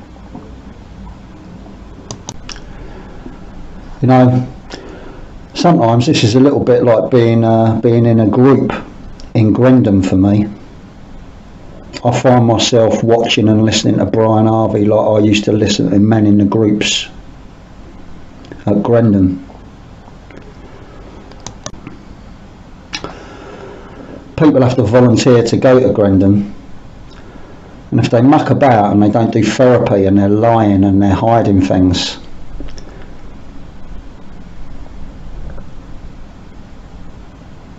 people cotton onto that very, very quickly. And unless people there address it, the truth, there's a wing meeting and the wing votes as to whether that person stays there or not. I would have voted you out a long time ago, Brian Harvey. A long time ago. Thanks very much. And it kept hitting me, amnesty for paedophiles, amnesty for paedophiles. And then it said that expose the paedophilic rings they're working for. That expose the paedophilic rings they're working for. It will cause mayhem, it will cause mayhem, it will cause mayhem. Then you put it all together. Amnesty for paedophiles that expose the paedophilic rings that they have been working with. It will cause havoc, because they will all be saying who's the first one to come out and going to grass us all up so that they can get amnesty. So, amnesty for paedophiles who expose the rings that they're working for. Let's do that. You're here about the institutional child abuse, and mate, the information that I've heard over the past 10 years and what I was being told today on the drive on the way down, it is sickening. And why haven't more people come forward? It's disgusting.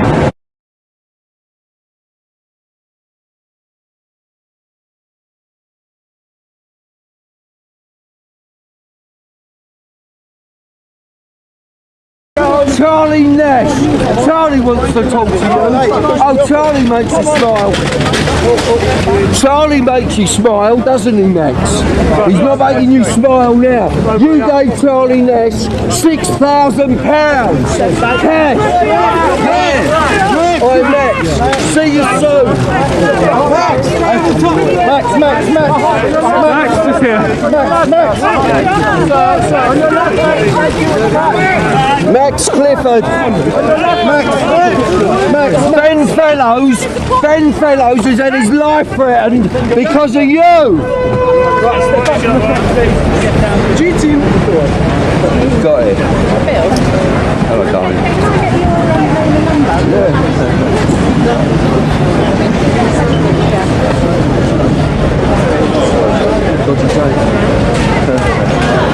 We got him, and he can't get away because he's aware of the biggest paedophile ring operating in this country. And we're talking about politicians, we're talking about MI5, we're talking about MI6, and we're talking about paedophilia being used to control world politics via blackmail. Via blackmail.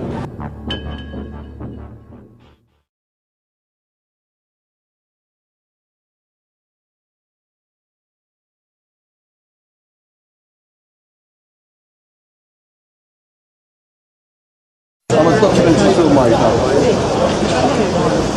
for PrimeMatchFilms.com, and I represent hundreds of thousands of victims of abuse, of institutional abuse, and institutional paedophile rings that have been and are still operating in this country now.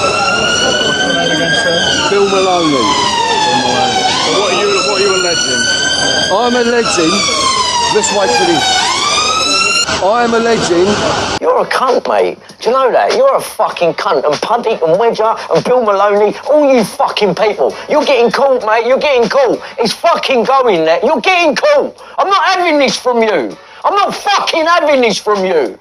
You're the fucking nonsense, mate. And that's what everyone's going to find out. That Max Clifford was sending children, boys and girls from the age of 13 to Peter Stringfellow's clubs. To Peter Stringfellow's club, where they were supplied with cocaine, alcohol, and if necessary, Viagra. Because I know this because a guy called Ben Fellows, who was a child actor, has come forward. Ben Fellows' life is now under threat and he has had to leave this country. Ben Fellows has done many interviews with the national press and with detectives from the Metropolitan Police Squad, and his life is under threat, and the police are not protecting Ben Fellows, and if anything happens to Ben Fellows, it is due to the establishment of this country.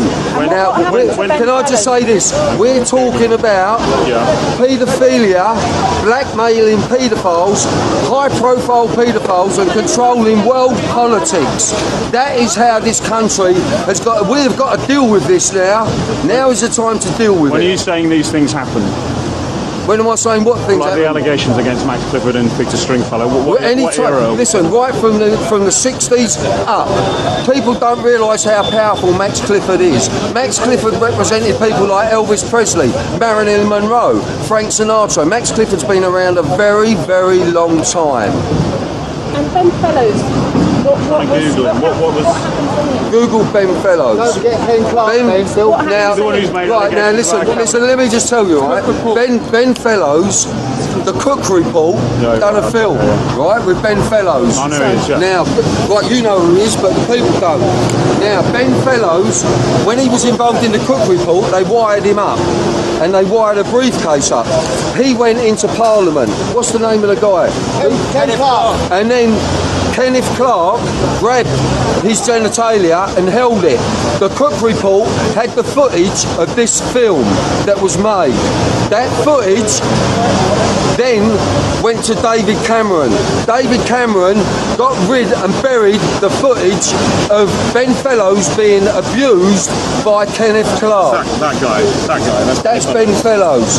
Now, Kenneth, so you know, we're talking about where is he? Why is he not here today? Well, I can get in touch with Ben Fellows. If you get in touch with me, we'll get you interviews with Ben Fellows. What's the best number to get you? There is also a guy called Charlie Nash who Max Clifford gave £6,000. Now, when Jonathan King was arrested, Max Clifford was good friends with Jonathan King, but Jonathan King had sent Simon Cowell to Max Clifford. Now, Max Clifford then fell out with Jonathan King. So Jonathan King went to prison. Max Clifford started trawling for victims so that he could get their stories into the national press. Bill, sorry to interrupt. Can you give me a number where I can get hold of you? Not while all this is running, I'm not going to, am I? Because I might as well give my phone number to the world then, and you're a journalist, so you should know that. So, you know, we're talking about a cover-up and a massive scale here, okay? So you lot sort it out. You know what's going on. Obviously, he's not been charged with. Listen, let me just tell you something, right? Now, I will in a minute. Jimmy Savile, right? Jimmy Savile wrote books Jimmy Savile wrote books that were supposed to protect children from paedophiles. That was his cover later on down the line. So he could say, I wrote books. I had books written to protect children from paedophilia. Max Clifford, when Jonathan King got arrested, Max Clifford started trawling for victims and getting their papers, their stories in the papers, into like the news of the world. Yeah, so now he can say, what are you talking about? I help victims. These are very, very clever people. These are not fools. And they were sorting out their alibis for later on down the line. Why are you involved? Because myself and my 7 siblings, we are victims of institutional paedophile rings that have been operating in this country. We were all abused. Here I am, back safe and sound from Jersey. So while we've got a few minutes, I thought I'd just, sum up for you. When I was in care, I was very fortunate not to get sexually abused. But it was his bedroom as well. So just to spell that out, Bill, were you saying you were sexually abused as a child? I don't know. Talk about that or not? Well, yeah, I'll talk about it, but as far as I'm concerned, I don't know. We were taught to get down on our knees and pray to Jesus while they were abusing us. When I was in care, I was very fortunate not to get sexually abused. In care homes, in children's homes, in young offenders institutions, adoption, etc. I have a sister who was raped at the age of 11 and we now know had human papillomavirus. She had cervical cancer at the age of 11, my sister. Do you have any particular evidence yourself against Max Clifford? There's witnesses. We're talking about what the term they like to use is historical abuse. Yes. You tell me where the evidence is, madam. But we do have the evidence that Max Clifford was sending children to parties at Peter Stringfellow's. Now, arrest me. I'm not talking about you. I'm talking about the police. Whoever wants to come and get me, come and get me. But they won't, because we have the moral higher ground here. We are victims and we know who raped us. Why are you after Max Clifford particularly? Have you not been listening? You're a journalist. Max Clifford is aware of a massive paedophile ring that has been operating in this country for a long time, and we're talking about politicians and we're talking about the entertainment industry, and they have always gelled so well. Is it tied up with Elm House and all that? It is tied up with Elm House as well, and I've been working with a guy called Chris Fay. Yes. Chris Fay, when Carol Kazia, when she allegedly killed herself, which she never killed herself, this guy, Chris Fay, who was a councillor for Greenwich Council, 3 bullets came through his window. It took the police 1 hour to get there. It's never been divulged. You can get in touch with me. You referred to evidence about Max Clifford. Yes, that's what we want.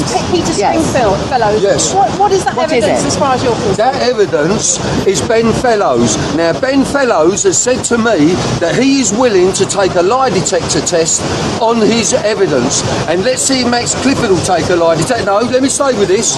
Let's see if Max Clifford will take a lie detector test. Because on the Jeremy Kyle show, in this country and other countries, families are torn to shreds on the evidence of lie detector tests. The polygraph test is 98% accurate. Why won't they let us use it in the court of law as evidence? Tell us, what was Ben Fellows so chaotic? Ben Fellows will tell you his story.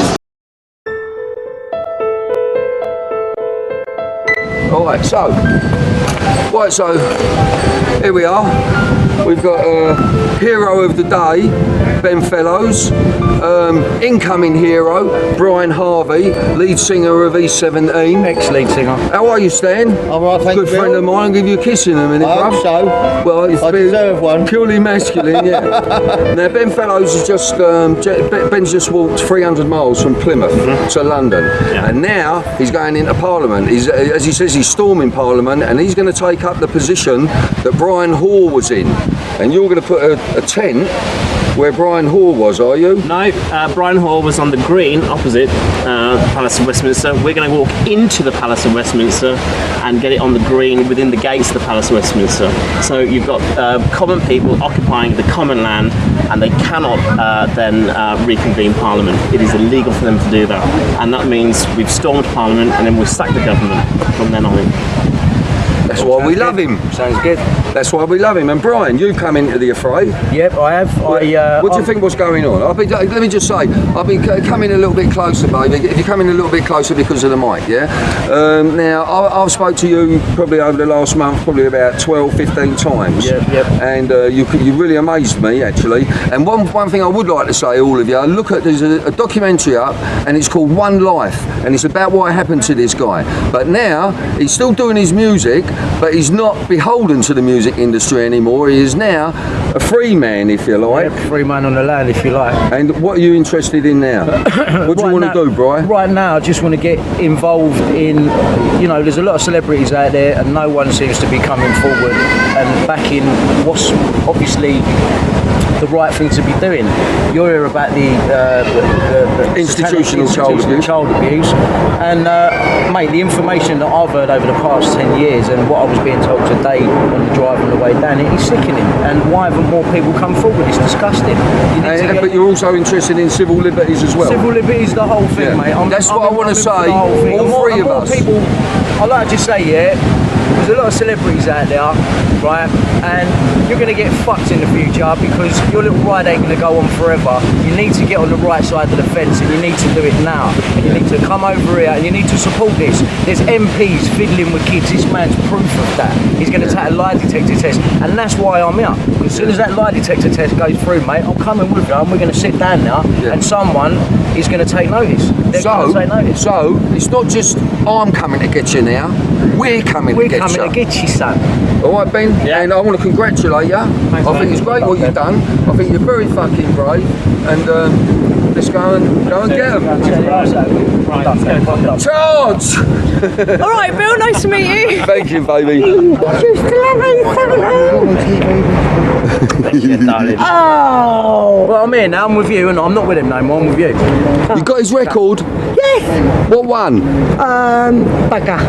I didn't make that one. That wasn't one of mine. Sing it. Sing. That's right. Stay another day. Sing. Stay another day. Sing it.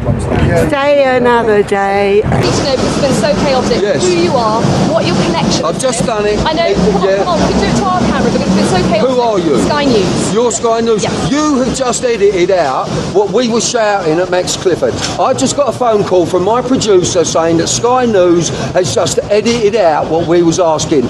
Go away from me. Sky News, fuck off Sky News. Now we're getting the word out properly. Smiles up.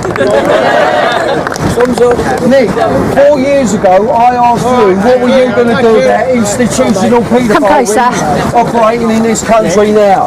Your reply to me, Nick, was, I don't know what you mean by institutional paedophile rings. Do you understand what I was talking about 4 years ago now, Nick, and stay in my eyes? Talking about taxes, thanks very much. Oh, thank you. Gotcha. What about Leon Britton? When are we going to get him out?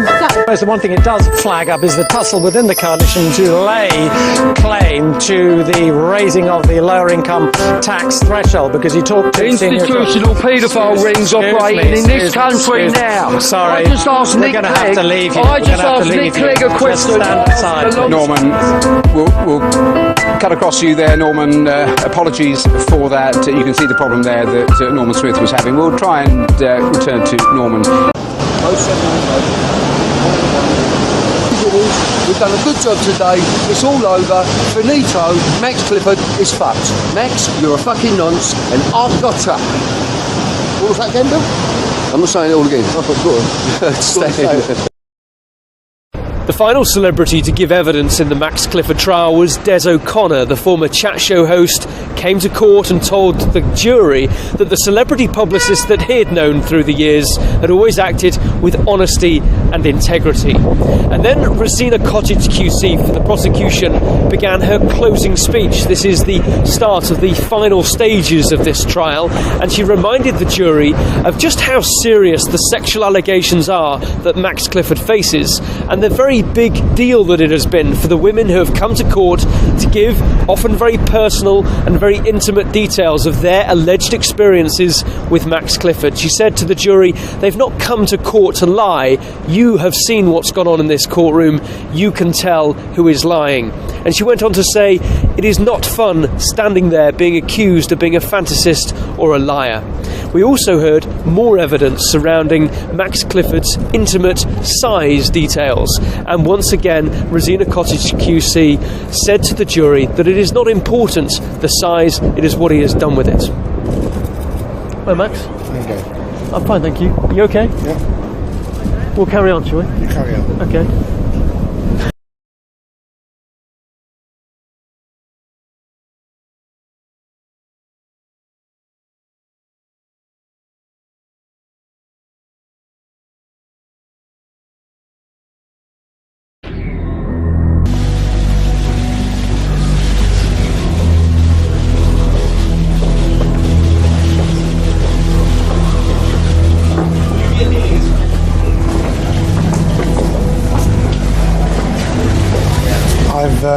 I've been told by my lawyers to say nothing at all. Do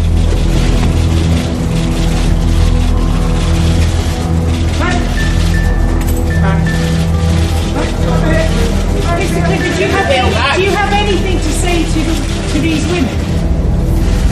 Time to say sorry, Mr. Clifford.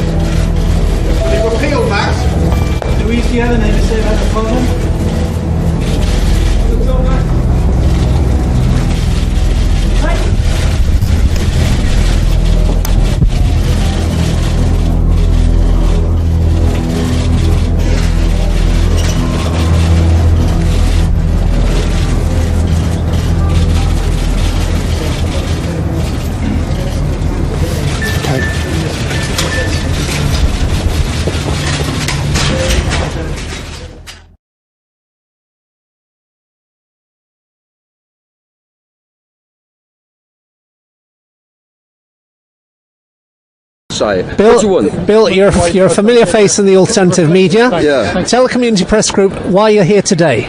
Well, shall I tell you the truth? I was bored. I haven't got a clue what the Bradbury pound is, but whatever it is, they're going to mess with it. I was going to say with it, you know what I mean, but the old Bill's there. Whatever we have, they're going to mess with it. But I'm here, actually, for the lower classes, not for the working classes, because they're playing with that now, the working classes. Oh, we're middle class, but we go to work. I'm talking about the lower classes that have fought in 2 world wars for this country, rebuilt this country on 2 occasions, and are now being treated worse than animals. Worse than the animals are treated in the abattoirs. And there was a genocide going on, and you've all been aware of it. You must be able to see it with our National Health Service. You must be able to see it with our social housing. You must see all the cheap labour coming in. You must see... I should imagine that everyone here is aware that paedophiles in very predominant positions, such as senior members of Parliament, we're talking about Elm Guesthouse here, and I know that Leon Britton, no one's named him yet, but I know that Leon Britton was messing about with children at Elm Guesthouse the same time as Gary Walker, who's a senior member of Sinn Féin. And I still believe, I've been saying it for a long, long time, and I think this is your governor. You're the governor, aren't you? Well, I've been saying it for a long time that these paedophiles, very powerful paedophile rings, as the Member of Parliament Tom Watson stood up in the House of Commons and declared there was a paedophile ring, very powerful, working in Margaret Thatcher's time. Well, it is still working, and I'm here to say that Leon Britton is one. So time to nick me, I think, Leon, if you're about, if you can get out of that chair. So there's Leon Britton. What else do you want? I've got a list of names. I've been talking to the chief witness of Operation Fernbridge, and I've now got names of 70 powerful people in this country and worldwide. And that is not just the entertainment industry. It is the media, and it is also the alternative media. So defend this scumbag. She doesn't wake anyone up. She's a walking coma. Truth people, real people, don't come along with gimmicks and key ring chains and here's a t-shirt. Oh, was you raped as a little kid? Here you go, here's a t-shirt. I'm supporting you. No, what? Fucking, it's disgusting. It's fucking disgusting. Why ain't there enough people speaking out? I know I'm not the only one. I'll tell you why. You speak out against someone like Lou Collins, yeah? And say that you're disgusted with people like her exploiting victims of abuse for profitable gain, and you'll get a whole team of cohorts, I suspect government agents in it, of some sort, that are protecting the donate buttons, yeah, protecting the cash investment, yeah, jump out and start bullying and attacking you and start calling you defenders of paedophiles. You attack someone like this, who has more in common with Jimmy Savile. Let's play a child porn video one day. What are you saying? Because you don't help people out that you interview. You use them. You took that lad on the beach in Liverpool and you've done a terrible interview with him. And he's pouring out his heart. What do you do for victims? I know Billy and I know him well. Yeah, and you had a terrible interview. You got no setup. You're only in for it for yourself. Why is it all about John Roger? Why is it all about the children? How is this about me? Because you're selling t-shirts with your face on and you're selling books as well. How's this about me? Because you're making money out of it, that's right. Yes, you are. No, we are, mate. Come on. we got some shocks coming on that, I'm afraid, chaps. What else? Ask me some questions. Lou Collins. Come up here, Lou. This is Lou Collins. Hello. Good woman. What do you think, Lou, about the paedophile rings that are operating in this country? Can I just say, 4 years ago, I asked Nick Clegg, what are you going to do about institutional paedophile rings that are operating in this country now? Nick Clegg's reply to me was, I don't know what you mean by institutional paedophile rings. Do you know what I mean now, Nick? And don't forget, at 24, you was working in Leon Britton's private office, Nick. So you got a few stories. Oh my God, I've just put Nick Clegg on it as well. Now, we've got Kenneth Clark as well. We've got many, many people. This is your media. This media does not speak for the people, the same as the people's voice did not speak for the people. On, and it is as we've always thought that world politics, the national media and the alternative media to a degree is being controlled by paedophilia versus blackmail. Jesus. And Bill, just closing, what do you, I'll phone you straight after the show in about 20 minutes. But it will, and in every interview I'm doing now, I implore all victims to come forward now as witnesses, and let's get them. Don't be frightened of them. They've got nothing to be frightened. You've got nothing to be frightened of. You are the heroes. Come forward. That's it. And God bless all victims and survivors.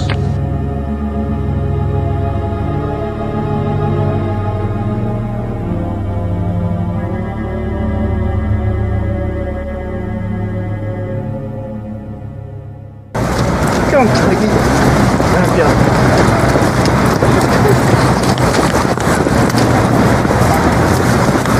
Wait, let's gather first of all what we've got here. Yeah, can you ask them to come in and monitor?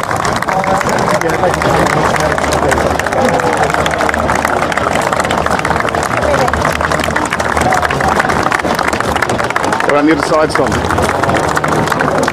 Let's get the dog in the photo. There's a dog already in the photo.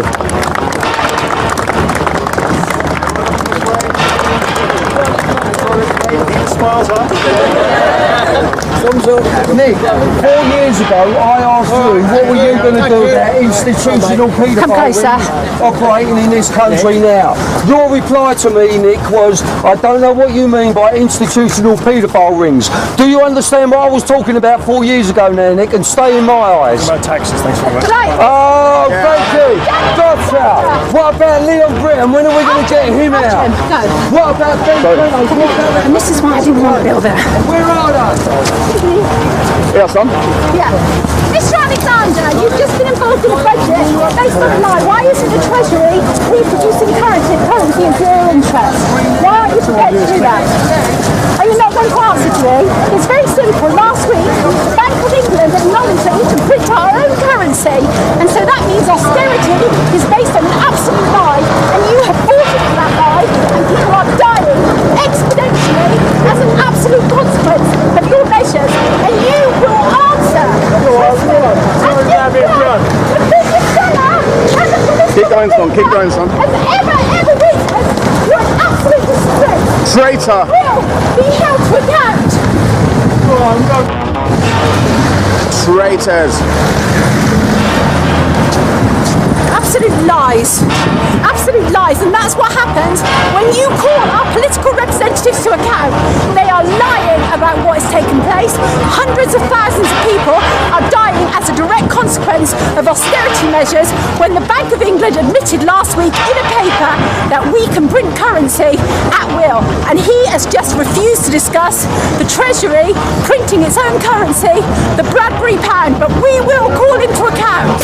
Hi Matthew, I'm not actually with the Deputy Prime Minister because he's had to abort our interview because we were here for a little photo op which the Lib Dems have organised to flag up their what they say is their key tax measure, which is raising the lower threshold. However, so Mr Clegg was there and all his Lib Dem people were there, but the whole thing had to be aborted because well, a few protesters came along and spoiled the occasion. So Mr Clegg has gone over there. I don't know whether he'll be coming back in the near future, but that was one photo op which seemed to hit the buffers, shall we say. However, I suppose the one thing it does flag up is the tussle within the coalition to lay claim to the raising of the lower income tax threshold, because you talk to institutional paedophile rings operating in this country now. Sorry, I just asked Nick Clegg. Have to leave you. I just asked Nick Clegg a question. Stand aside. Norman, we'll cut across you there, Norman.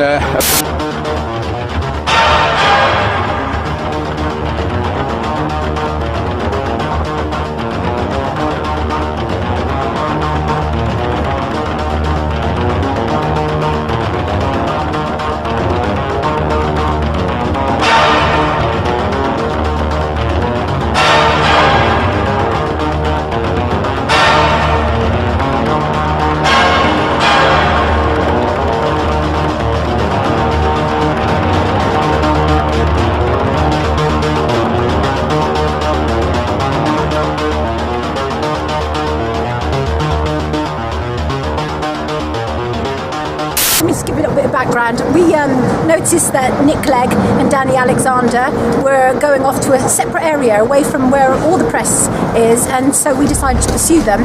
And I think at one stage they thought we were part of the Lib Dem party, and they were all rallying around the Lib Dem flag, and they were all getting excited, and we've got my dog with us, and actually somebody even said, oh, get the dog in the picture. I was waiting for them to say, is there a baby for one of our MPs to kiss, which there's absolutely no way any of them would be kissing any of my babies. But anyway, so Bill and I ran towards them, didn't we, Bill? Yeah, we and did. Pick up from there, what did you do? Well, they were holding a press conference, and they were standing behind a banner.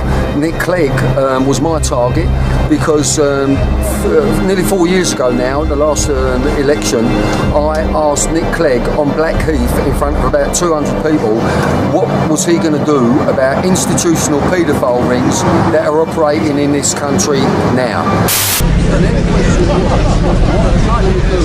Institutional paedophile rings that are operating in this country and this government now. He said at the time, nearly 4 years ago, I don't understand what you mean by institutional paedophile rings. And so today, I jumped in front, asked him to hold my eyes. He looked at me, and then he said, I'm here to talk about taxes.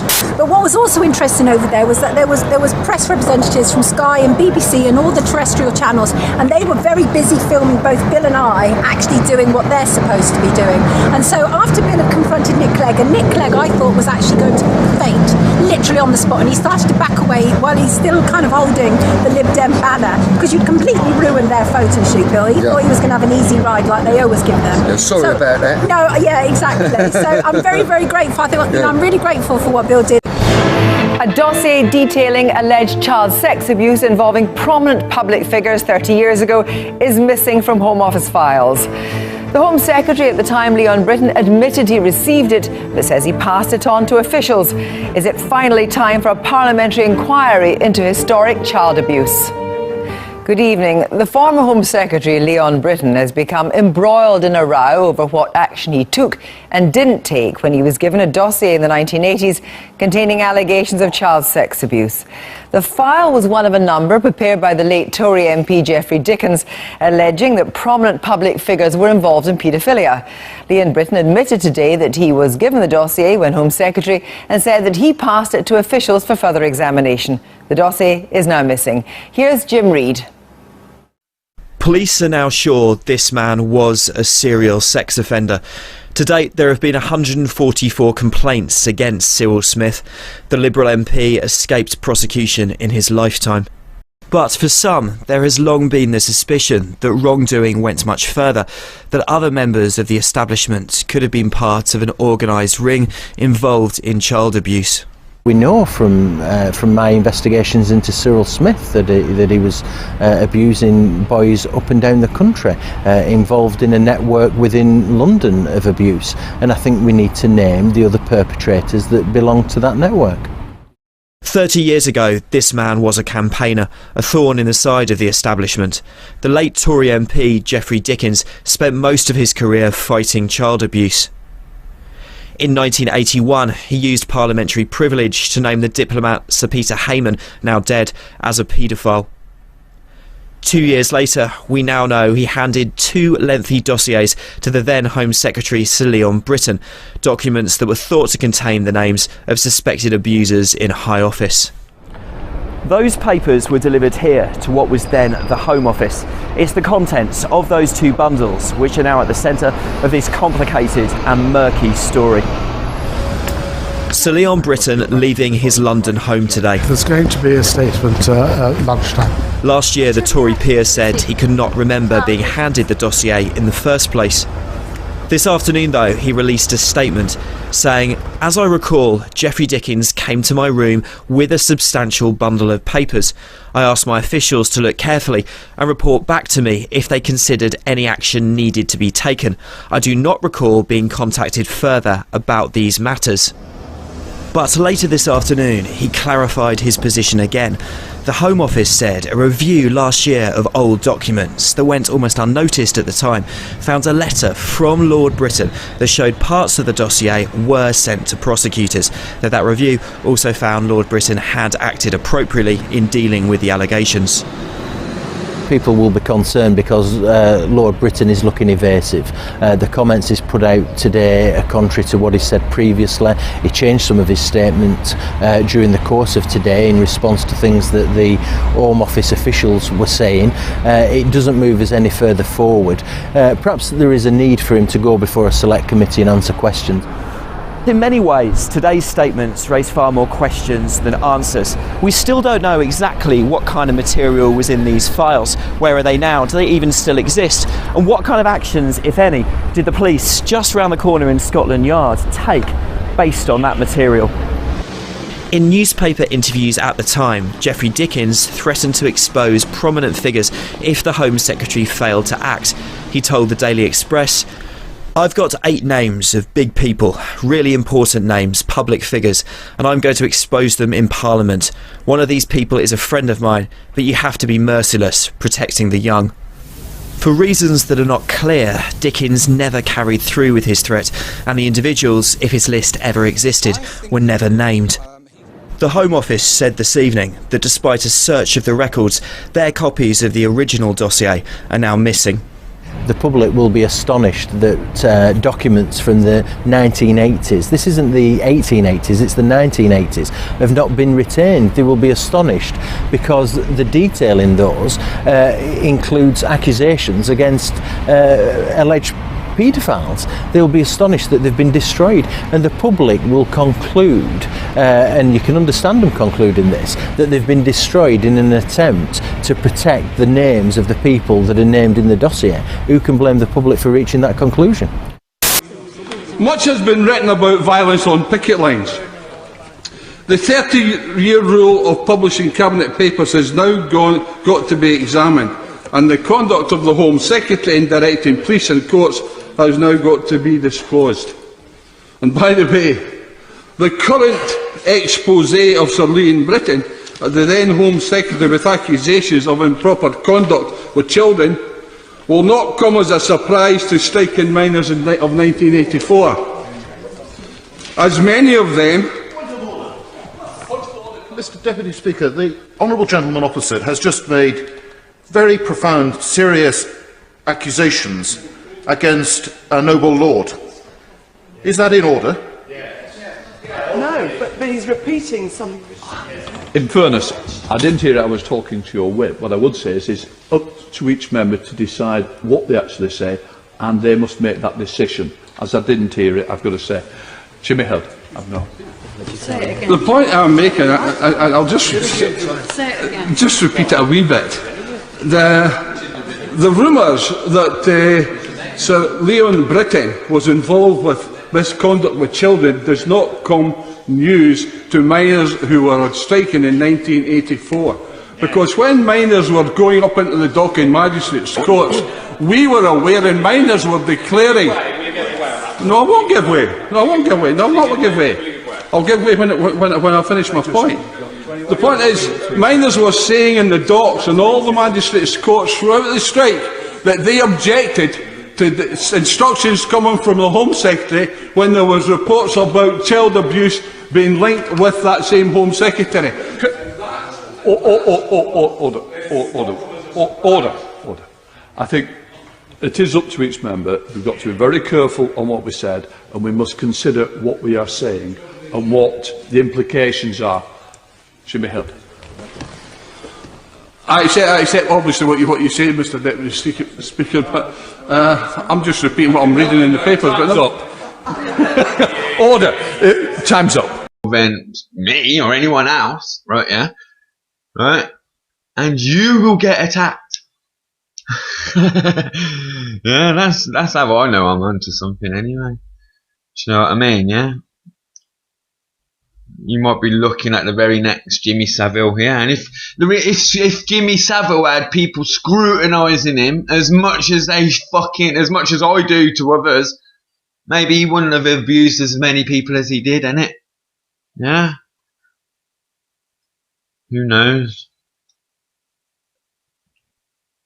But yeah, if you support Luke Collins, yeah, and you're supporting the exploitation, yeah, of victims of abuse for profitable gain, that makes you a scumbag. That makes you a scumbag if you support this woman. Anyway. Peace, man. I'm out on this one. Talking about this little rat makes me feel dirty, innit? Yeah, scumbags that just want cash and career. Anyway, peace, man. Peace.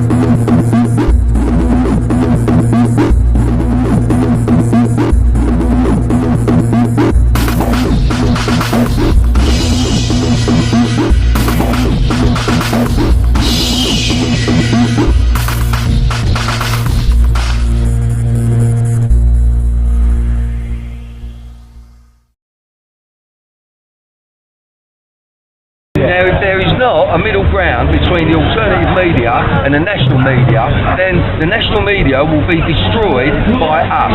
End of story. End of story. That is it.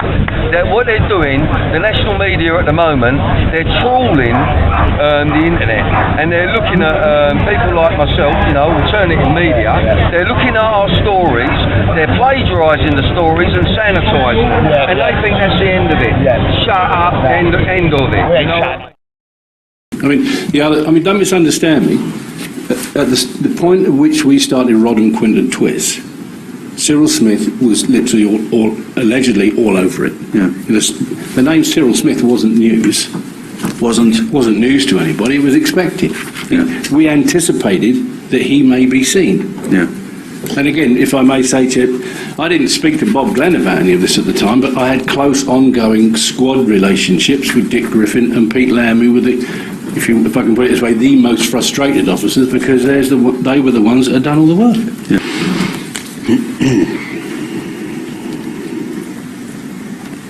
Now, I'm going back to your statements at the foot of page 3. After observations of the area and the activities in the Piccadilly Circus area and at the flat in Cricklewood, and this is something you told us about a little time ago, there was an initial report submitted, you thought, to Chief Superintendent Neil Diver. Yeah? Yes. And you say we had reason to suspect offences were being committed by some MPs, and you say here the names Cyril Smith, Leon Britton, Jeremy Thorpe and Edward Heath would have been named in the report. And the initial report, you say, was submitted to highlight that if further time and resources were spent on the investigation, it would lead to possible arrests and future prosecutions. As a team, we felt sure that the information we had submitted would warrant authorisation of further time being spent on the investigation. So this initial report,